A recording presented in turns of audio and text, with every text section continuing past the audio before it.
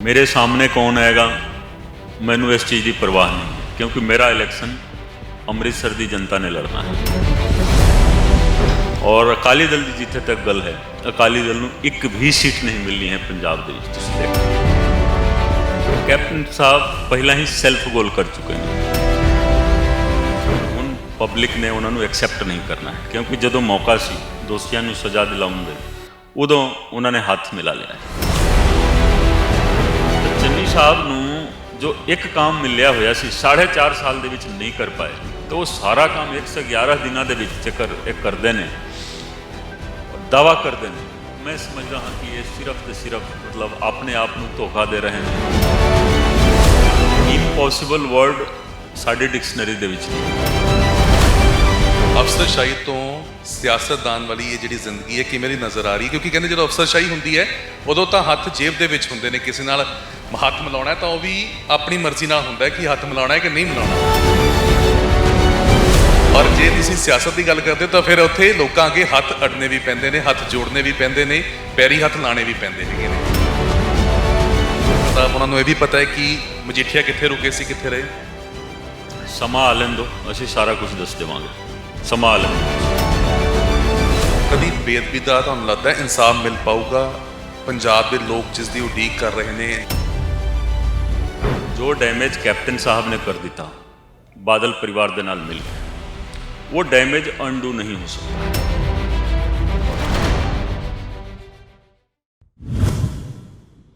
Pro Punjab TV ਤੇ ਤੁਹਾਡਾ ਸਵਾਗਤ ਹੈ। ਮੈਂ ਹਾਂ ਗਗਨਦੀਪ ਸਿੰਘ। ਇਸ ਵੇਲੇ ਅਸੀਂ ਮੌਜੂਦ ਹਾਂ ਅੰਮ੍ਰਿਤਸਰ ਉੱਤਰੀ ਦੀ ਹੌਟ ਸੀਟ ਤੇ। ਹੌਟ ਸੀਟ ਇਸ ਕਰਕੇ ਹੈ ਕਿਉਂਕਿ ਇਸ ਵਾਰ ਮੁਕਾਬਲਾ ਕਾਫੀ ਦਿਲਚਸਪ ਹੋਣ ਵਾਲਾ ਹੈ। ਇਸ ਸੀਟ ਤੋਂ ਆਮ ਆਦਮੀ ਪਾਰਟੀ ਨੇ ਉਮੀਦਵਾਰ ਉਤਾਰਿਆ ਹੈ ਕੁੰਵਰ ਵਿਜੇ ਪ੍ਰਤਾਪ ਸਿੰਘ ਉਹਨਾਂ ਨੂੰ। ਕੁੰਵਰ ਵਿਜੇ ਪ੍ਰਤਾਪ ਸਿੰਘ ਉਹਨਾਂ ਦੀ ਗੱਲ ਕਰੀਏ ਤਾਂ ਆਪਣੇ ਕਰੀਅਰ ਦੀ ਸ਼ੁਰੂਆਤ ਉਹਨਾਂ ਨੇ ਅੰਮ੍ਰਿਤਸਰ ਸਾਹਿਬ ਤੋਂ ਹੀ ਕੀਤੀ ਸੀ, ਔਰ ਜੇਕਰ ਹੁਣ ਰਾਜਨੀਤਿਕ ਕਰੀਅਰ ਦੀ ਗੱਲ ਕਰੀਏ ਤਾਂ ਉਸ ਦੀ ਵੀ ਸ਼ੁਰੂਆਤ ਅੰਮ੍ਰਿਤਸਰ ਤੋਂ ਕਰਨ ਵਾਸਤੇ ਉਹ ਤਿਆਰ ਨੇ। ਪਰ ਕਹਿੰਦੇ ਨੇ ਨਾ ਰਾਜਨੀਤੀ ਕਰਨੀ ਹੈ ਨਾ ਰਾਜਨੀਤੀ ਸਿੱਖਣੀ ਹੈ। ਸਾਡੇ ਨਾਲ ਨੇ ਕੁੰਵਰ ਵਿਜੇ ਪ੍ਰਤਾਪ ਸਿੰਘ ਜੀ। ਸਰ ਬਹੁਤ ਬਹੁਤ ਸਵਾਗਤ ਹੈ pro Punjab. Thank you ji, thank you. Sir ਰਾਜਨੀਤੀ ਦੀ ਇਹ ਸ਼ੁਰੂਆਤ ਹੈ, ਪਰ ਕਹਿ ਰਹੇ ਹੋ ਰਾਜਨੀਤੀ ਕਰਨੀ ਨਹੀਂ, ਰਾਜਨੀਤੀ ਸਿੱਖਣੀ ਨਹੀਂ, ਫਿਰ ਕੁੰਵਰ ਵਿਜੇ ਪ੍ਰਤਾਪ ਹੋਣੀ ਕੀ ਕਰਨਗੇ? देखो जो आम आदमी पार्टी में ज्वाइन किया 21 जून 2021 ਨੂੰ, ਉਸ ਤੋਂ ਪਹਿਲਾਂ ਅੰਮ੍ਰਿਤਸਰ ਦੇ ਵਿੱਚ ਕਾਫੀ ਮੀਟਿੰਗਾਂ ਕੀਤੀਆਂ। ਜੋ ਆਪਣੇ ਨੀਅਰ ਐਂਡ ਡੀਅਰ ਸੀਗੇ, ਜੋ ਆਪਣੇ ਲੋਕ ਸੀਗੇ, ਉਹਨਾਂ ਦੇ ਨਾਲ ਮੈਂ ਸਲਾਹ ਕੀਤੀ। ਸਾਰੇ ਹੀ ਰਾਜਨੀਤੀ ਤੋਂ ਨਫ਼ਰਤ ਕਰਦੇ ਸੀ। ਉਹਨਾਂ ਦੀ ਸਲਾਹ ਸੀਗੀ ਕਿ ਤੁਸੀਂ ਰਾਜਨੀਤੀ ਨਹੀਂ ਕਰਨੀ ਹੈ ਉਦੋਂ ਤੱਕ ਜਦੋਂ ਤੱਕ ਰਾਜਨੀਤੀ ਸਾਫ਼ ਨਹੀਂ ਹੋ ਜਾਂਦੀ ਹੈ। ਤੇ ਅੰਮ੍ਰਿਤਸਰ ਦੇ ਲੋਕਾਂ ਦੀ ਸਲਾਹ 'ਤੇ ਹੀ ਮੈਂ ਆਮ ਆਦਮੀ ਪਾਰਟੀ ਜੁਆਇਨ ਕੀਤੀ, ਇਸ ਮਕਸਦ ਦੇ ਨਾਲ ਕਿ ਇਸ ਦੀ ਸਫਾਈ ਕਰਨੀ ਹੈ। ਕਲੀਨ ਨਹੀਂ ਕਲਿੰਜ ਕਰਨਾ ਹੈ, ਰਾਜਨੀਤੀ ਨੂੰ ਕਲਿੰਜ ਕਰਨਾ ਹੈ। ਤਾਂ ਜਦੋਂ ਰਾਜਨੀਤੀ ਕਲਿੰਜ ਹੋ ਜਾਊਗਾ, ਸਾਫ਼ ਹੋ ਜਾਊਗਾ, ਉਸ ਤੋਂ ਬਾਅਦ ਸਾਰੀ ਦੁਨੀਆ ਰਾਜਨੀਤੀ ਕਰੇਗੀ, ਸਾਰਾ ਪੰਜਾਬ ਰਾਜਨੀਤੀ ਕਰੂਗਾ। ਐਡਾ ਸੌਖਾ ਸਰ ਹੈਗਾ ਰਾਜਨੀਤੀ ਨੂੰ ਕਲਿੰਚ ਕਰਨਾ, ਸਾਫ਼ ਕਰਨਾ? ਕਿਉਂਕਿ ਇਹ ਤਾਂ ਕਹਿੰਦੇ ਦਲਦਲ ਹੈਗੀ ਹੈ, ਜਿਹੜਾ ਇੱਕ ਵਾਰ ਇਹਦੇ ਵਿੱਚ ਆ ਜਾਵੇ ਉਹ ਵੀ ਇਸ ਚੋਂ ਲਿਬੜ ਕੇ ਹੀ ਬਾਹਰ ਨਿਕਲਦਾ ਹੈਗਾ। ਕਹਿੰਦੇ ਜੇਕਰ ਕਿਸੇ ਦੇ ਬਾਪ ਦਾਦੇ ਦਾ ਨਾਂ ਪਤਾ ਹੋਵੇ ਉਹਨੂੰ ਰਾਜਨੀਤੀ 'ਚ ਖੜਾ ਕਰ ਦਿਓ, ਲੋਕ ਸਭ ਕੁਝ ਉਹਦਾ ਪਿਛਲਾ ਚੀਜ਼ਾਂ ਫਰੋਲ ਲੈਂਦੇ ਹੈਗੀਆਂ ਨੇ। ਲੱਗਦਾ ਇਸ ਨੂੰ ਸਾਫ਼ ਕਰ ਪਾਓਗੇ? नहीं देखो, कोई भी डिफिकल्ट काम डिफिकल्ट जरूर होंदा है, लेकिन असंभव नहीं होंदा है। असंभव नहीं होंदा। इम्पॉसिबल वर्ड साडी डिक्शनरी दे विच नहीं है, क्योंकि असीं मेहनत करते हाँ और नेक नीयती दे नाल मेहनत करते हैं, और शुरू तो ही पब्लिक इंटरस्ट दे विच काम करते आए हैं। इस करके मैनू नहीं लग रहा है कि ये असंभव है। डिफिकल्ट जरूर है, तो असीं हमेशा शुरू तो ही पहले दिन तो ही डिफिकल्ट काम ही करते आए हाँ, वो भी एडवर्स ਸਰਕਮਸਟੈਂਸਿਸ ਦੇ ਵਿੱਚ। ਤੇ ਐਡਵਰਸ ਸਰਕਮਸਟੈਂਸਿਸ ਦੇ ਵਿੱਚ ਕੋਈ ਚੰਗਾ ਕੰਮ ਹੁੰਦਾ ਹੈ ਤਾਂ ਸੈਟੀਸਫੈਕਸ਼ਨ ਬਹੁਤ ਹੁੰਦਾ ਹੈ। ਪੁਲਿਸਿੰਗ ਦੇ ਵਿੱਚ ਵੀ ਮੈਂ ਆਇਆ, ਮੈਨੂੰ ਹਰ ਥਾਂ ਥਾਂ 'ਤੇ ਐਡਵਰਸ ਸਰਕਮਸਟੈਂਸਿਸ ਮਿਲੇ, ਔਰ ਆਮ ਪਬਲਿਕ ਦੇ ਸਹਿਯੋਗ ਦੇ ਨਾਲ। ਤੇ ਜੋ ਪੁਲਿਸ ਹੈ, ਪੁਲਿਸ ਹਰ ਰੈਂਕ, ਖਾਸ ਕਰਕੇ ਲੋਅਰ ਰੈਂਕ ਦੀ ਪੁਲਿਸ ਤੁਸੀਂ ਕਹੋਗੇ, ਸਿਪਾਹੀ, ਹੌਲਦਾਰ, ਥਾਣੇਦਾਰ, ਇੰਸਪੈਕਟਰ, ਇਹਨਾਂ ਨੇ ਜਿਸ ਤਰੀਕੇ ਦੇ ਨਾਲ ਸਹਿਯੋਗ ਦਿੱਤਾ, ਅਸੀਂ ਇੰਪੋਸੀਬਲ ਤੋਂ ਇੰਪੋਸੀਬਲ ਟਾਸਕ ਨੂੰ ਵੀ ਪੋਸੀਬਲ ਬਣਾਇਆ। ਤੇ ਰਾਜਨੀਤੀ ਹੈ, ਦੇਖੋ ਇਹ ਰਾਜਨੀਤੀ ਦੇ ਵਿੱਚ ਗੰਦਗੀ ਹੈ, ਰਾਜਨੀਤੀ ਦੇ ਵਿੱਚ ਚਿੱਕੜ ਹੈ, ਸਾਰਾ ਕੁਝ ਹੈ, ਲੇਕਿਨ ਸਫਾਈ ਹੋ ਜਾਏਗਾ ਤਾਂ ਹੀ ਅਸੀਂ ਝਾੜੂ ਦਾ ਦਾਮਨ ਥਾਮ ਕੇ ਅਸੀਂ ਆਏ ਹਾਂ ਕਿ ਇਸ ਚਿੱਕੜ ਨੂੰ ਸਾਫ਼ ਕਰਨਾ ਹੈ ਤੇ ਬਗੈਰ ਅੰਦਰ ਗਏ ਹੋਏ ਸਫਾਈ ਹੋ ਨਹੀਂ ਸਕਦੀ। ਇਸ ਵਾਰ ਝਾੜੂ ਦੀ ਸਿਚੁਏਸ਼ਨ ਤੁਹਾਨੂੰ ਪੰਜਾਬ ਦੇ ਵਿੱਚ ਕੀ ਨਜ਼ਰ ਆ ਰਹੀ ਹੈ? ਸਰਵੇਸ ਜਿਹੜੇ ਹੋ ਰਹੇ ਨੇ, ਹਾਲਾਂਕਿ ਉਸ ਦੇ ਵਿੱਚ ਜ਼ਰੂਰ ਸੀਟਾਂ ਦੇ ਰਹੇ ਨੇ, ਪਰ ਕਹਿੰਦੇ ਸਰਵੇਸ 2017 ਦੇ ਵਿੱਚ ਵੀ ਹੋਏ ਸੀ ਔਰ ਨਤੀਜੇ ਉਸਦੇ ਬਿਲਕੁਲ ਉਲਟ ਆਏ ਸੀਗੇ। ਇਸ ਵਾਰ ਤੁਹਾਨੂੰ ਤਸਵੀਰ ਕੀ ਨਜ਼ਰ ਆਉਂਦੀ? ਦੇਖੋ, ਜੋ ਸਰਵੇ ਹੁੰਦੇ ਨੇ ਔਰ ਜੋ ਲੋਕ ਸਰਵੇ ਕਰਦੇ ਨੇ, ਅਸੀਂ ਉਸ ਦਾ ਵੀ ਸਵਾਗਤ ਕਰਦੇ ਹਾਂ, ਲੇਕਿਨ ਜੋ ਐਕਚੁਅਲ ਗਰਾਊਂਡ ਸਿਚੁਏਸ਼ਨ ਹੈ ਉਹ ਬਿਲਕੁਲ ਹੀ ਅਲੱਗ ਹੈ। ਗਰਾਊਂਡ ਸਿਚੁਏਸ਼ਨ ਇਹੀ ਹੈ ਕਿ ਲੋਕੀ 14 ਫਰਵਰੀ ਦਾ ਇੰਤਜ਼ਾਰ ਕਰ ਰਹੇ ਨੇ ਤੇ 14 ਫਰਵਰੀ ਨੂੰ VOTING ਹੋ ਜਾਏਗੀ ਔਰ 10 ਮਾਰਚ ਨੂੰ ਕਾਊਂਟਿੰਗ ਹੋਣੀ ਹੈ। ਤੁਸੀਂ ਦੇਖ ਲੈਣਾ ਕਿ ਲੋਕਾਂ ਦੀ ਉਮੀਦ ਦੇ ਅਨੁਸਾਰ ਰਿਜ਼ਲਟ ਆਏਗਾ। 14 ਫਰਵਰੀ ਕਹਿੰਦੇ ਆਮ ਆਦਮੀ ਪਾਰਟੀ ਵਾਸਤੇ ਲੱਕੀ ਡੇਟ ਮੰਨੀ ਜਾਂਦੀ ਹੈ। ਦੇਖੋ, Lucky date Aam Aadmi party ਵਾਸਤੇ ਵੀ ਹੈ, ਆਮ ਲੋਕਾਂ ਵਾਸਤੇ ਵੀ ਹੈ, ਪੰਜਾਬ ਦੇ ਲੋਕਾਂ ਵਾਸਤੇ ਵੀ ਹੈ, ਕਿਉਂਕਿ ਪੰਜਾਬ ਦੇ ਲੋਕਾਂ ਵਾਸਤੇ ਇਹ ਆਖਰੀ ਮੌਕਾ ਹੈ ਪੰਜਾਬ ਨੂੰ ਬਚਾਉਣ ਦਾ। ਕਿਉਂਕਿ ਸਾਡੀ ਜਿਹੜੀ ਮੁਹਿੰਮ ਹੈ ਨਾ, ਉਹ ਪੰਜਾਬ ਬਚਾਓ ਮੁਹਿੰਮ ਹੈ ਤੇ ਪੰਜਾਬ ਦੇ ਲੋਕਾਂ ਵਾਸਤੇ ਇਹ ਆਖਰੀ ਮੌਕਾ ਹੈ, ਖਾਸ ਕਰਕੇ ਇਸ ਜਨਰੇਸ਼ਨ ਵਾਸਤੇ। ਤੇ ਤੁਸੀਂ ਦੇਖ ਲੈਣਾ 10 ਮਾਰਚ ਨੂੰ ਜਦੋਂ ਕਾਊਂਟਿੰਗ ਹੋਗੀ ਤਾਂ ਪੰਜਾਬ ਦੇ ਲੋਕਾਂ ਦੇ ਹਿਸਾਬ ਦੇ ਨਾਲ ਸਾਰਾ ਰਿਜ਼ਲਟ ਆਊਗਾ। ਆਪੋਜੀਸ਼ਨ ਪਾਰਟੀਆਂ ਦੀ ਜੇਕਰ ਅਸੀਂ ਗੱਲ ਕਰਦੇ ਹੈਗੇ ਆ, ਚਰਨਜੀਤ ਸਿੰਘ ਚੰਨੀ ਕਹਿੰਦੇ ਨੇ ਕਿ 111 ਦਿਨਾਂ ਦਾ ਜੋ ਕਾਰਜਕਾਲ ਉਹਨਾਂ ਦਾ ਰਿਹਾ ਹੈਗਾ, ਕਹਿੰਦੇ 111 ਚੰਨੀ ਦੁਬਾਰਾ, ਕਹਿੰਦੇ ਇੱਕ ਵਾਰ ਫਿਰ ਤੋਂ ਕਾਂਗਰਸ ਨੂੰ ਮੌਕਾ ਦਿਓ। ਬਾਦਲ ਪਰਿਵਾਰ ਜਿਹੜਾ ਹੈਗਾ ਉਹ ਆਪਣੇ ਐਲਾਨ ਕਰ ਰਿਹਾ ਹੈਗਾ। ਚੰਨੀ ਸਰਕਾਰ ਦੇ ਨਾ 111 ਦਿਨਾਂ ਦੇ ਕਾਰਜਕਾਲ ਨੂੰ ਕਿਵੇਂ ਵੇਖਦੇ ਹੋ? ਕਿਉਂਕਿ ਕੈਪਟਨ ਅਮਰਿੰਦਰ ਸਿੰਘ ਨੂੰ ਇਸ ਕਰਕੇ ਲਾਇਆ ਗਿਆ ਸੀ, ਕਹਿੰਦੇ ਨਾ ਉਹਨਾਂ ਨੇ ਬੇਅਦਬੀ ਦੇ ਵਿੱਚ ਇਨਸਾਫ ਦਵਾਇਆ, ਨਾ ਨਸ਼ੇ ਦੇ ਉੱਤੇ ਕੋਈ ਉਹਨਾਂ ਨੇ ਠੱਲ ਪਾਈ। ਕਹਿੰਦੇ ਬੇਅਦਬੀ ਦਾ ਇਨਸਾਫ ਤਾਂ ਪੂਰਾ ਵੀ ਨਹੀਂ ਹੋਇਆ ਔਰ ਜੋ ਨਸ਼ੇ ਦੀ ਗੱਲ ਸੀਗੀ ਉਹ FIR ਕਰਕੇ ਵਿਕਰਮ ਮਜੀਠੀਆ ਨੂੰ ਫੜ ਤੱਕ ਨਹੀਂ ਪਾਏ। ਦੇਖੋ, ਚੰਨੀ ਸਾਹਿਬ ਨੇ ਚੀਫ ਮਿਨਿਸਟਰ ਬਣੇ ਨੇ, ਜਿਸ ਦਿਨ ਚੀਫ ਮਿਨਿਸਟਰ ਦਾ ਅਹੁਦਾ ਸੰਭਲਿਆ ਅਸੀਂ ਸਵਾਗਤ ਕੀਤਾ, ਉਹਨਾਂ ਨੂੰ ਵਧਾਈ ਵੀ ਦਿੱਤੀ। ਨਾਲ ਹੀ ਅਸੀਂ ਇਹ ਵੀ ਕਹਿ ਦਿੱਤਾ ਕਿ ਜੋ 4.5 ਸਾਲਾਂ ਦੇ ਵਿੱਚ ਕੈਪਟਨ ਸਾਹਿਬ ਨਹੀਂ ਕਰ ਸਕੇ ਉਹ ਅਗਲੇ 3 ਮਹੀਨਿਆਂ ਦੇ ਵਿੱਚ ਚੰਨੀ ਸਾਹਿਬ ਕਰਕੇ ਦਿਖਾ ਦੇਣਗੇ। ਤਾਂ ਹੁਣ ਤੁਸੀਂ 111 ਦਿਨਾਂ ਦੀ ਗੱਲ ਕਰ ਰਹੇ ਹੋ। ਚੰਨੀ ਸਾਹਿਬ ਕੈਪਟਨ ਸਾਹਿਬ ਦੀ ਸਰਕਾਰ ਦੇ ਵਿੱਚ ਉਸ ਵਜ਼ਾਰਤ ਦੇ ਵਿੱਚ ਵੀ ਇੱਕ ਕੈਬਨਿਟ ਮੰਤਰੀ ਹੁੰਦੇ ਸਨ ਤੇ ਕੈਪਟਨ ਸਾਹਿਬ ਦਾ ਇੱਕ ਨਾਰਾ ਸੀ ਕਰ ਕਰ ਰੋਜ਼ਗਾਰ, ਉਸ ਦੀ ਜ਼ਿੰਮੇਵਾਰੀ ਵੀ ਚੰਨੀ ਸਾਹਿਬ ਦੀ ਸੀਗੀ। ਮੈਂ ਜਿੱਥੇ ਜਿੱਥੇ ਜਾਂਦਾ ਹਾਂ ਪੰਜਾਬ ਦੇ ਵਿੱਚ, ਅੰਮ੍ਰਿਤਸਰ ਦੇ ਵਿੱਚ, ਲੋਕਾਂ ਨੂੰ ਪੁੱਛਦਾ ਹਾਂ ਕਿ ਹਾਂ ਕਿਸੇ ਨੂੰ ਰੋਜ਼ਗਾਰ ਮਿਲਿਆ? ਇੱਕ ਆਦਮੀ ਵੀ ਨਹੀਂ ਬੋਲਦਾ ਹੈ ਕਿ ਰੋਜ਼ਗਾਰ ਮਿਲਿਆ। ਤਾਂ ਚੰਨੀ ਸਾਹਿਬ ਨੂੰ ਜੋ ਇੱਕ ਕੰਮ ਮਿਲਿਆ ਹੋਇਆ ਸੀ 4.5 ਸਾਲ ਦੇ ਵਿੱਚ ਨਹੀਂ ਕਰ ਪਾਏ, ਤਾਂ ਉਹ ਸਾਰਾ ਕੰਮ 111 ਦਿਨਾਂ ਦੇ ਵਿੱਚ ਜੇਕਰ ਇਹ ਕਰਦੇ ਨੇ ਔਰ ਦਾਵਾ ਕਰਦੇ ਨੇ, ਮੈਂ ਸਮਝਦਾ ਹਾਂ ਕਿ ਇਹ ਸਿਰਫ ਤੇ ਸਿਰਫ ਮਤਲਬ ਆਪਣੇ ਆਪ ਨੂੰ ਧੋਖਾ ਦੇ ਰਹੇ ਨੇ, ਲੋਕਾਂ ਨੂੰ ਗੁੰਮਰਾਹ ਕਰਨ ਦਾ ਪ੍ਰਯਾਸ ਕਰ ਰਹੇ ਨੇ, ਲੇਕਿਨ ਉਹ ਪ੍ਰਯਾਸ ਕਰ ਨਹੀਂ ਸਕਦੇ। ਕਾਰਨ ਕੀ ਹੈ? ਦੇਖੋ, ਚੰਨੀ ਸਾਹਿਬ ਨੂੰ ਲਿਖੀ ਲਿਖਾਈ ਇੱਕ ਸਕ੍ਰਿਪਟ ਮਿਲਦੀ ਹੈ, ਕਾਂਗਰਸ ਹਾਈ ਕਮਾਂਡ ਨੇ ਸਕ੍ਰਿਪਟ ਬਣਾਈ ਹੈ। ਪਹਿਲਾਂ ਜਿਸ ਚੀਜ਼ ਦੀ ਵਿਰੋਧਤਾ ਨਵਜੋਤ ਸਿੱਧੂ ਕਰਦੇ ਨੇ, ਉਹ ਬਾਅਦ ਦੇ ਵਿੱਚ ਉਸ ਚੀਜ਼ ਨੂੰ ਮੰਨ ਲੈਂਦੇ ਨੇ ਚੰਨੀ ਸਾਹਿਬ। ਤੇ ਇੱਕ ਸਕ੍ਰਿਪਟ ਹੈ, ਓਪੋਜੀਸ਼ਨ ਵੀ ਤੁਹਾਡਾ ਤੇ ਰੂਲਿੰਗ ਪਾਰਟੀ ਵੀ ਤੁਹਾਡੀ, ਤੇ ਆਪਣੀ ਸਰਕਾਰ ਦੇ ਖਿਲਾਫ ਉਹ ਬੋਲਦੇ ਨੇ, ਫਿਰ ਉਹ ਪੂਰਾ ਕਰਦੇ ਨੇ, ਫਿਰ ਇਹ ਸ਼ਲਾਘਾ ਕਰਦੇ ਨੇ। ਤੇ ਇੱਕ ਸਕ੍ਰਿਪਟ ਹੈ, ਕੋਈ ਇਹਨਾਂ ਦਾ ਹੋਗਾ ਚੋਣ ਰਣਨੀਤੀਕਾਰ ਦਿੱਲੀ ਦੇ ਵਿੱਚ ਬੈਠਾ ਹੋਇਆ ਹੈ। ਯਾਨੀ ਜੋ ਸਿੱਧੂ ਚੰਨੀ ਦੇ ਵਿੱਚ ਚੱਲ ਰਿਹਾ ਹੈ ਉਹ ਸਭ ਸਕ੍ਰਿਪਟਡ ਤੁਹਾਨੂੰ ਨਜ਼ਰ ਆ ਰਿਹਾ? ਇਹ ਸਾਰਾ ਚੀਜ਼ ਸਕ੍ਰਿਪਟਡ ਹੈ, ਤਾਂ ਉਸ ਸਕ੍ਰਿਪਟ ਦੇ ਹਿਸਾਬ ਦੇ ਨਾਲ ਸਾਰਾ ਗੇਮ ਪਲਾਨ ਚੱਲ ਰਿਹਾ ਹੈ। ਲੇਕਿਨ ਹੁਣ ਜਨਤਾ ਗੁੰਮਰਾਹ ਨਹੀਂ ਹੋਗੀ, ਕਿਉਂਕਿ ਇਹਨਾਂ ਨੂੰ ਉਹ 4.5 ਸਾਲ ਵੀ ਨਾਲ ਲੈ ਕੇ ਚੱਲਣਾ ਪਊਗਾ। ਦੂਸਰੀ ਗੱਲ ਤੁਸੀਂ ਬੇਅਦਬੀ ਦੀ ਕੀਤੀ। ਬੇਅਦਬੀ ਦੇ ਵਿੱਚ ਤੁਸੀਂ ਦੇਖੋ, ਮੇਰੀ ਰਿਜ਼ਾਈਨਿੰਗ ਦਾ ਕਾਰਨ ਇਹੀ ਹੋਇਆ ਸੀ ਕੈਪਟਨ ਸਾਹਿਬ ਦੀ ਦੋਸਤੀ ਸੁਖਬੀਰ ਬਾਦਲ ਦੇ ਨਾਲ। ਸੁਖਬੀਰ ਬਾਦਲ ਦੋਸ਼ੀ ਸੀਗੇ ਕਿ ਨਹੀਂ ਦੋਸ਼ੀ ਸੀਗੇ, ਇਹ ਟਰਾਇਲ ਜੇਕਰ ਹੁੰਦਾ ਨਾ ਫਿਰ ਪਤਾ ਲੱਗਦਾ। ਲੇਕਿਨ ਜੋ ਰਿਪੋਰਟ ਹੈ ਉਹ ਆਮ ਰਿਪੋਰਟ ਨਹੀਂ ਹੈ। ਮੈਂ ਕੋਈ ਰਿਪੋਰਟ ਕੈਪਟਨ ਸਾਹਿਬ ਨੂੰ ਨਹੀਂ ਦਿੱਤੀ, ਮੈਂ ਕੋਈ ਰਿਪੋਰਟ ਹਾਈ ਕੋਰਟ ਦੇ ਵਿੱਚ ਨਹੀਂ ਫਾਈਲ ਕੀਤੀ, ਮੈਂ ਰਿਪੋਰਟ ਦਿੱਤੀ ਚਲਾਨ ਦੇ ਰੂਪ ਦੇ ਵਿੱਚ ਟਰਾਇਲ ਕੋਰਟ ਦੇ ਵਿੱਚ। ਤੇ ਜਦੋਂ ਟਰਾਇਲ ਸ਼ੁਰੂ ਹੋ ਗਿਆ ਉਦੋਂ ਟਰਾਇਲ ਨੂੰ ਕੁਐਸ਼ ਕਰਵਾਇਆ ਜਾਂਦਾ ਹੈ। ਮੈਂ ਇੱਕ ਦਿਨ ਪਹਿਲਾਂ ਕੈਪਟਨ ਸਾਹਿਬ ਨੂੰ ਮਿਲ ਕੇ 8 ਅਪ੍ਰੈਲ ਨੂੰ ਬੇਨਤੀ ਕੀਤੀ ਸੀ, ਜਦੋਂ ਮੈਨੂੰ ਪਤਾ ਲੱਗਿਆ ਕਿ ਇਹ ਕੁਝ ਗੇਮ ਪਲਾਨ ਚੱਲ ਰਿਹਾ ਹੈ। ਮੈਂ ਬੇਨਤੀ ਕੀਤੀ ਕਿ ਰਿਪੋਰਟ ਨਾ ਖਾਰਿਜ ਕਰਵਾਓ, ਮੇਰੀ ਸ਼ਕਲ ਚੰਗੀ ਨਹੀਂ ਲੱਗਦੀ ਤਾਂ ਮੈਨੂੰ ਹਟਾ ਦਿਓ। ਮੇਰੇ ਕੋਲ ਡਰਾਫਟ ਲੈਟਰ ਵੀ ਹੈ, ਮੈਂ ਕਿਹਾ ਕਿ ਇਸ ਆਰਡਰ ਤੇ ਸਾਈਨ ਕਰਕੇ ਮੈਨੂੰ ਹਟਾ ਦਿਓ। ਲੇਕਿਨ ਇੱਕ ਪਰਿਵਾਰ ਦੇ ਨਾਲ ਦੋਸਤੀ ਤੁਸੀਂ ਕਰ ਰਹੇ ਹੋ ਤੇ 3 ਕਰੋੜ ਪੰਜਾਬ ਦੇ ਲੋਕ ਨੇ, ਉਹਨਾਂ ਦੇ ਨਾਲ ਤੁਸੀਂ ਛਲ ਕਪਟ ਕਰ ਰਹੇ ਹੋ ਤੇ ਪੰਜਾਬ ਦੇ ਲੋਕ ਇਸ ਚੀਜ਼ ਨੂੰ ਬਰਦਾਸ਼ਤ ਨਹੀਂ ਕਰਨਗੇ। ਫਿਰ ਵੀ ਉਹਨਾਂ ਨੇ ਦੇਖੋ ਤਕਰੀਬਨ 2 ਵਜੇ ਤੋਂ ਲੈ ਕੇ 5 ਵਜੇ ਤੱਕ ਅਸੀਂ ਬੈਠੇ ਰਹੇ। ਕਈ ਹੋਰ ਪਹਿਲੂਆਂ ਤੇ ਵੀ ਗੱਲ ਹੋਈ, ਲੇਕਿਨ ਮੇਨ ਮੁੱਦਾ ਇਹੀ ਸੀਗਾ। ਉਹਨਾਂ ਨੇ ਐਡਵੋਕੇਟ ਜਨਰਲ ਦੇ ਨਾਲ ਗੱਲ ਕੀਤੀ, ਐਡਵੋਕੇਟ ਜਨਰਲ ਦੇ ਜੋ ਉਹਨਾਂ ਦੇ ਬੈਟਰ ਹਾਫ ਉਹ ਵੀ ਪੋਸਟਡ ਸੀਗੇ ਐਡੀਸ਼ਨਲ ਐਡਵੋਕੇਟ ਜਨਰਲ, ਉਹਨਾਂ ਦੇ ਨਾਲ ਗੱਲ ਕੀਤੀ, ਸਾਰਿਆਂ ਦੇ ਨਾਲ ਗੱਲ ਕਰਕੇ ਮੈਂ ਰਿਪੋਰਟ ਦੀ ਕਾਪੀ ਸੌਂਪੀ, ਸਾਰਾ ਕੁਝ ਹੋਇਆ। ਉਹਨਾਂ ਨੇ ਮੈਨੂੰ ਆਸ਼ਵਾਸਨ ਦਿੱਤਾ, ਲੇਕਿਨ ਅਗਲੇ ਦਿਨ ਹੋਇਆ ਵਹੀ, ਐਡਵੋਕੇਟ ਜਨਰਲ ਫਿਰ ਪੇਸ਼ ਨਹੀਂ ਹੋਏ ਸੀ, ਕਿਉਂਕਿ ਇੱਕ ਮੈਡੀਕਲ ਮਤਲਬ ਉਹਨਾਂ ਨੇ ਬਣਵਾਏ ਸੀਗੇ। अब मेडिकल सही सी गलत सी मैनू नहीं पता है, वो भी स्क्रिप्टेड सी की चीज़ सीगा, लेकिन होया वही, रिपोर्ट खारिज करवाई गई और आम जनता ਨੂੰ ਗੁੰਮਰਾਹ ਕਰਨ ਦਾ ਪ੍ਰयास ਕੀਤਾ ਗਿਆ ਕਿ ਰਿਪੋਰਟ ਦੇ ਵਿੱਚ ਕੋਈ ਕਮੀ ਸੀਗੀ ਤੇ ਹਾਈ ਕੋਰਟ ਨੇ ਰਿਪੋਰਟ ਖਾਰਿਜ ਕਰ ਦਿੱਤੀ। ਇਲਜ਼ਾਮ ਲੱਗਦੇ ਹੈਗੇ, ਕਹਿੰਦੇ ਕਿ ਇਹ ਸਭ ਪੋਲੀਟੀਕਲ ਮਨਸ਼ਾ ਤੁਹਾਡੀ ਸੀਗੀ। तो सही, ये तो दोस्ती है कैप्टन साहब दी सुखबीर बादल ਦੇ ਨਾਲ, जो दोस्ती हिडन चल रही सी। देखो नवजोत सिद्धू भी बोलते सी 75 पंजी, लेकिन वो 75 पंजी नहीं सीगा, वो 50-50 सीगा, 50-50 ਸੀਗਾ। ਤੇ ਉਹ 75 ਪੰਜੇ ਦੀ ਜਿਹੜੀ ਦੋਸਤੀ ਨਵਜੋਤ ਸਿੰਘ ਸਿੱਧੂ ਦੇ ਸ਼ਬਦਾਂ ਦੇ ਵਿੱਚ, ਤੇ ਅਸੀਂ ਤਾਂ 50-50 ਦਾ ਗੇਮ ਉਹਨੂੰ ਕਹਿੰਦੇ ਹਾਂ। ਉਹ ਜੋ ਚੱਲ ਰਹੀ ਸੀ ਨਾ, ਉਹ ਗੇਮ ਪਲਾਨ ਜੋ ਚੱਲ ਰਿਹਾ ਸੀ, ਉਸ ਦੇ ਤਹਿਤ ਰਿਪੋਰਟ ਖਾਰਿਜ ਕਰਵਾਈ ਗਈ। ਜੇਕਰ ਹਾਈ ਕੋਰਟ ਦੇ ਵਿੱਚ ਸਾਡੀ ਰਿਪੋਰਟ ਦੀ ਕਾਪੀ ਲਿਆਂਦੀ ਜਾਂਦੀ, ਉੱਥੇ ਲਿਆ ਕੇ ਟਰਾਇਲ ਕਰਵਾਇਆ ਜਾਂਦਾ, ਫਿਰ ਮੈਂ ਕਹਿੰਦਾ ਦੇਖੋ ਰਿਪੋਰਟ ਪਈ ਹੈ ਸੈਸ਼ਨ ਕੋਰਟ ਫਰੀਦਕੋਟ ਦੇ ਵਿੱਚ, ਫੈਸਲਾ ਹੋ ਰਿਹਾ ਹੈ ਚੰਡੀਗੜ੍ਹ ਦੇ ਵਿੱਚ, ਤੇ ਤੁਹਾਡਾ ਐਡਵੋਕੇਟ ਜਨਰਲ ਤੇ ਤੁਹਾਡੇ ਵਕੀਲ ਇਹ ਵੀ ਨਹੀਂ ਕਹਿ ਸਕਦੇ ਕਿ ਰਿਪੋਰਟ ਤੁਸੀਂ ਮੰਗਵਾ ਲਓ ਫਰੀਦਕੋਟ ਤੋਂ, ਰਿਪੋਰਟ ਚੰਡੀਗੜ੍ਹ ਮੰਗਵਾ ਲਓ, ਰਿਪੋਰਟ ਫਰੀਦਕੋਟ ਤੋਂ ਚੰਡੀਗੜ੍ਹ ਮੰਗਵਾ ਲਓ, ਤਾਂ ਇਨ ਐਬਸੈਂਸੀਆ ਫੈਸਲਾ ਹੋ ਰਿਹਾ ਹੈ ਜੀ, ਇਨ ਐਬਸੈਂਸੀਆ। ਉਹ ਇਹ ਵੀ ਨਹੀਂ ਕਹੇ ਉਹਨਾਂ ਨੇ ਕਿ ਟਰਾਇਲ ਚੱਲ ਰਿਹਾ ਹੈ, ਸੈਸ਼ਨ ਕੋਰਟ ਦੇ ਵਿੱਚ ਟਰਾਇਲ ਚੱਲ ਰਿਹਾ ਹੈ। ਹਾਈ ਕੋਰਟ ਦੇ ਸਾਹਮਣੇ ਹਰ ਤੱਥ ਰੱਖਣਾ ਚਾਹੀਦਾ ਸੀ। ਇੱਕ ਲਾਈਨ ਜੇਕਰ ਐਡਵੋਕੇਟ ਜਨਰਲ ਖੜ ਕੇ ਬੋਲ ਦਿੰਦੇ ਕਿ ਟਰਾਇਲ ਚੱਲ ਰਿਹਾ ਹੈ, ਟਰਾਇਲ ਜਾਂ ਤਾਂ ਹਾਈ ਕੋਰਟ ਦੇ ਵਿੱਚ ਕਰ ਲਓ ਜਾਂ ਸੈਸ਼ਨ ਕੋਰਟ ਦੇ ਵਿੱਚ ਚੱਲ ਰਿਹਾ ਹੈ, ਚੱਲਣ ਦਿਓ।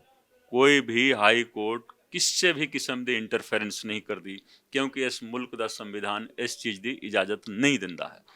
ਤਾਂ ਤੁਸੀਂ ਦੇਖੋ ਰਿਪੋਰਟ ਫਰੀਦਕੋਟ ਦੇ ਵਿੱਚ ਤੇ ਫੈਸਲਾ ਕਰਾਇਆ ਜਾ ਰਿਹਾ ਹੈ ਚੰਡੀਗੜ੍ਹ ਦੇ ਵਿੱਚ, ਤੇ ਗੇਮ ਪਲਾਨ ਸੀਗਾ, ਦੋ ਪਰਿਵਾਰਾਂ ਦਾ ਮਿਲਨ ਸੀਗਾ।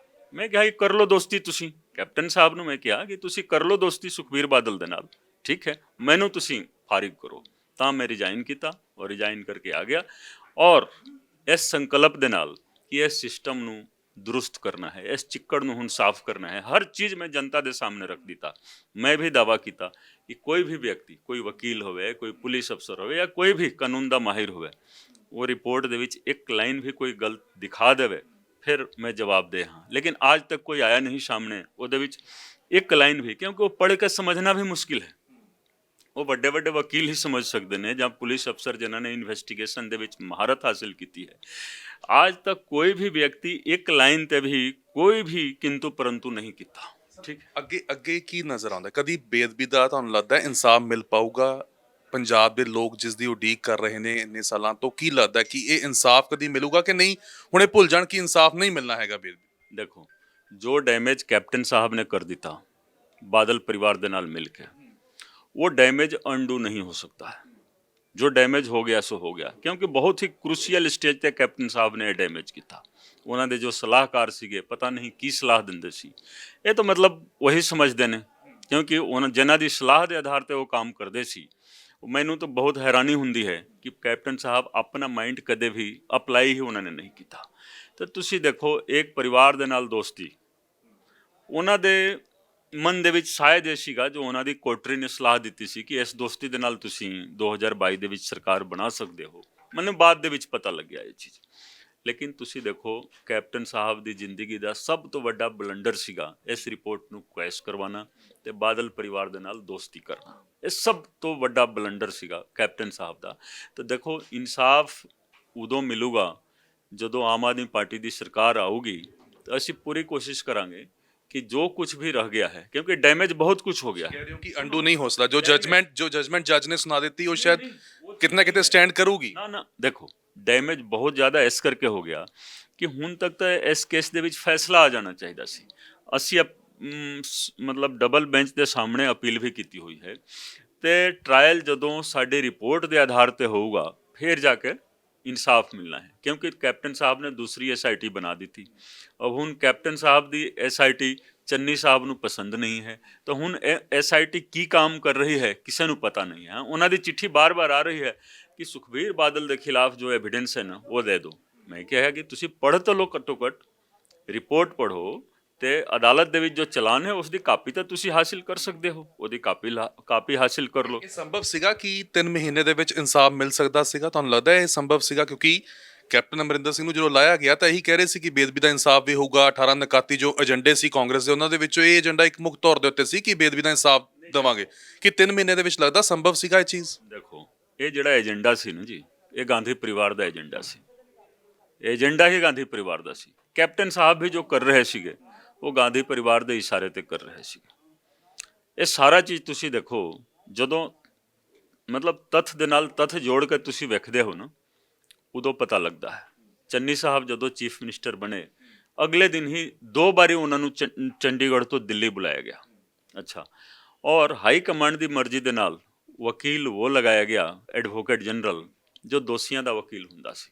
ਤਾਂ ਉਸ ਦੇ ਨਾਲ ਕਲੀਅਰ ਹੋ ਗਿਆ ਕਿ ਚੰਨੀ ਸਾਹਿਬ ਗਾਂਧੀ ਪਰਿਵਾਰ ਦੇ ਇਸ਼ਾਰੇ ਤੇ ਉਹਨਾਂ ਦੀ ਸਲਾਹ ਤੇ ਕੰਮ ਕਰ ਰਹੇ ਨੇ, ਤੇ ਦੋਸ਼ੀਆਂ ਦੇ ਵਕੀਲ ਨੂੰ ਉਹਨਾਂ ਨੇ ਐਡਵੋਕੇਟ ਜਨਰਲ ਲਗਾ ਦਿੱਤਾ। ਉਸ ਦੇ ਨਾਲ ਬਿਲਕੁਲ ਕਲੀਅਰ ਹੋ ਗਿਆ ਕਿ ਗਾਂਧੀ ਪਰਿਵਾਰ ਦੇ ਇਸ਼ਾਰੇ ਤੇ ਕੈਪਟਨ ਸਾਹਿਬ ਵੀ ਕਰ ਰਹੇ ਸੀ।